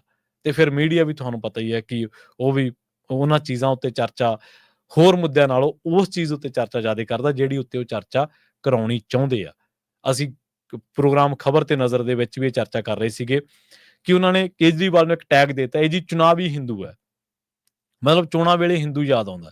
ਪਰ ਉਹਨਾਂ ਨੇ ਟੈਗ ਤੱਕ ਦਿੱਤਾ, ਪਰ ਨਾਲ ਹੀ ਬਹੁਤ ਗਿਣਤੀ ਦੇ ਵਿੱਚ, ਬਹੁਤ ਸੰਮਤੀ ਦੇ ਵਿੱਚ ਇੱਕ ਪ੍ਰਭਾਵ ਸਿਰਜਤਾ ਕਿ ਹੋਵੇ ਭਾਵੇਂ ਚੁਣਾਵੀ, ਪਰ ਗੱਲ ਇਹ ਤੁਹਾਡੀ ਕੋਈ ਕਰਦਾ। ਮਤਲਬ ਫਿਊਚਰ ਦੇ ਵਿੱਚ, ਭਵਿੱਖ ਦੇ ਵਿੱਚ ਜੇ ਕਿਤੇ ਲੋੜ ਪੈ ਗਈ ਉਹਦੇ ਸਮਰਥਨ ਦੀ, ਜਾਂ ਕਿਤੇ ਲੋੜ ਪੈ ਗਈ ਪੋਲੀਟੀਕਲ ਏਜੰਡਿਆਂ ਨੂੰ ਸਿੱਧਿਆਂ ਕਰਨ ਦੀ, ਜਾਂ ਕਿਤੇ ਲੋੜ ਪੈ ਗਈ ਕਿਸੇ ਸਟੇਟ ਦੇ ਵਿੱਚ, ਕਿਸੇ ਇਲੈਕਸ਼ਨ ਦੇ ਵਿੱਚ, ਕਿਸੇ ਰਾਜ ਸਭਾ ਦੇ ਵਿੱਚ, ਕਿਸੇ ਲੋਕ ਸਭਾ ਦੇ ਵਿੱਚ, ਕਿਸੇ ਵਿਧਾਨ ਸਭਾ ਦੇ ਵਿੱਚ, ਤਾਂ ਉੱਥੇ ਬਹੁਤਾ ਜ਼ਿਆਦਾ ਜ਼ੋਰ ਨਾ ਲਾਉਣਾ ਪਵੇ। ਇਹ ਸਾਰੀਆਂ ਚੀਜ਼ਾਂ ਬੇਸ਼ੱਕ ਸਿੱਧੇ ਤੌਰ ਤੇ ਕਿਸੇ ਧਿਰ ਦਾ ਨੁਕਸਾਨ ਨਹੀਂ ਕਰ ਰਹੀਆਂ, ਕਿਸੇ ਧਿਰ ਨੂੰ ਟਾਰਗੇਟ ਨਹੀਂ ਕਰ ਰਹੀਆਂ, ਪਰ ਅਸਿੱਧੇ ਤੌਰ ਤੇ ਮਾਈਨੋਰਟੀਜ਼ ਦੇ ਮਸਲੇ, ਘੱਟ ਗਿਣਤੀਆਂ ਦੇ ਮਸਲੇ, ਉਹਨਾਂ ਲੋਕਾਂ ਦੇ ਹੱਕ ਹਕੂਕਾਂ ਦੀ ਗੱਲ, ਉਹਨਾਂ ਦੀ ਆਵਾਜ਼ ਜਾਂ ਉਹਨਾਂ ਦੇ ਜਿਹੜੇ ਹੋਰ ਮਸਲਾਤ ਨੇ, ਉਹਨਾਂ ਦੀਆਂ ਜਿਹੜੀਆਂ ਕੰਟਰਾਡਿਕਸ਼ਨ ਗੱਲਾਂ ਨੇ, ਕਈ ਮੁੱਦੇ ਨੇ ਸਰਕਾਰ ਦੇ ਨਾਲ, ਉਹਨਾਂ ਦੀ ਗੱਲਬਾਤ ਬਿਲਕੁਲ ਬੰਦ ਹੋ ਜਾਂਦੀ। ਸੋ ਬੇਸ਼ੱਕ ਇਹ ਚੀਜ਼ਾਂ ਸਾਡੇ ਲਈ ਟਵਿੱਟਰ ਤੇ ਕੁਝ ਘੰਟਿਆਂ ਦੀ ਖੇਡ ਨੇ, ਸਾਡੇ ਲਈ ਸੋਸ਼ਲ ਮੀਡੀਆ ਤੇ ਮਨ ਪਰਚਾਵੇ ਦਾ ਸਾਧਨ ਹੋ ਸਕਦੀਆਂ, ਪਰ ਜੇਕਰ ਇਹਨੂੰ ਪੋਲੀਟੀਕਲ ਐਂਗਲ ਤੋਂ ਦੇਖਿਆ ਜਾਵੇ ਤਾਂ ਇਹ ਚੀਜ਼ਾਂ ਬਹੁਤ ਵੱਡਾ ਮੁੱਲ ਅਦਾ ਕਰ ਰਹੀਆਂ ਨੇ ਸੱਤਾਧਾਰੀਆਂ ਨੂੰ, ਤੇ ਇਸੇ ਕਰਕੇ ਉਹ ਸਮੇਂ ਦਰ ਸਮੇਂ ਕੋਈ ਵੀ ਮੌਕਾ ਅਜਿਹਾ ਜਾਣ ਨਹੀਂ ਦਿੰਦੇ ਜਿਹੜਾ ਮੌਕਾ ਉਹਨਾਂ ਦੀ ਸਿਆਸਤ ਨੂੰ ਰਾਸ ਆਉਂਦਾ ਹੋਵੇ।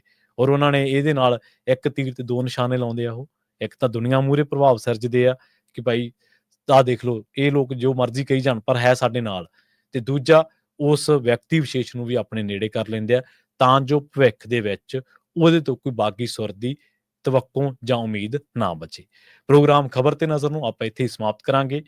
ਪੰਜਾਬੀ ਰੇਡੀਓ ਤੇ ਅਗਲੀ ਪੇਸ਼ਕਸ਼ ਪ੍ਰੋਗਰਾਮ ਅਪਡੇਟ ਅਮਰੀਕਾ ਕੁਝ ਹੀ ਮਿੰਟਾਂ ਦੇ ਵਿੱਚ।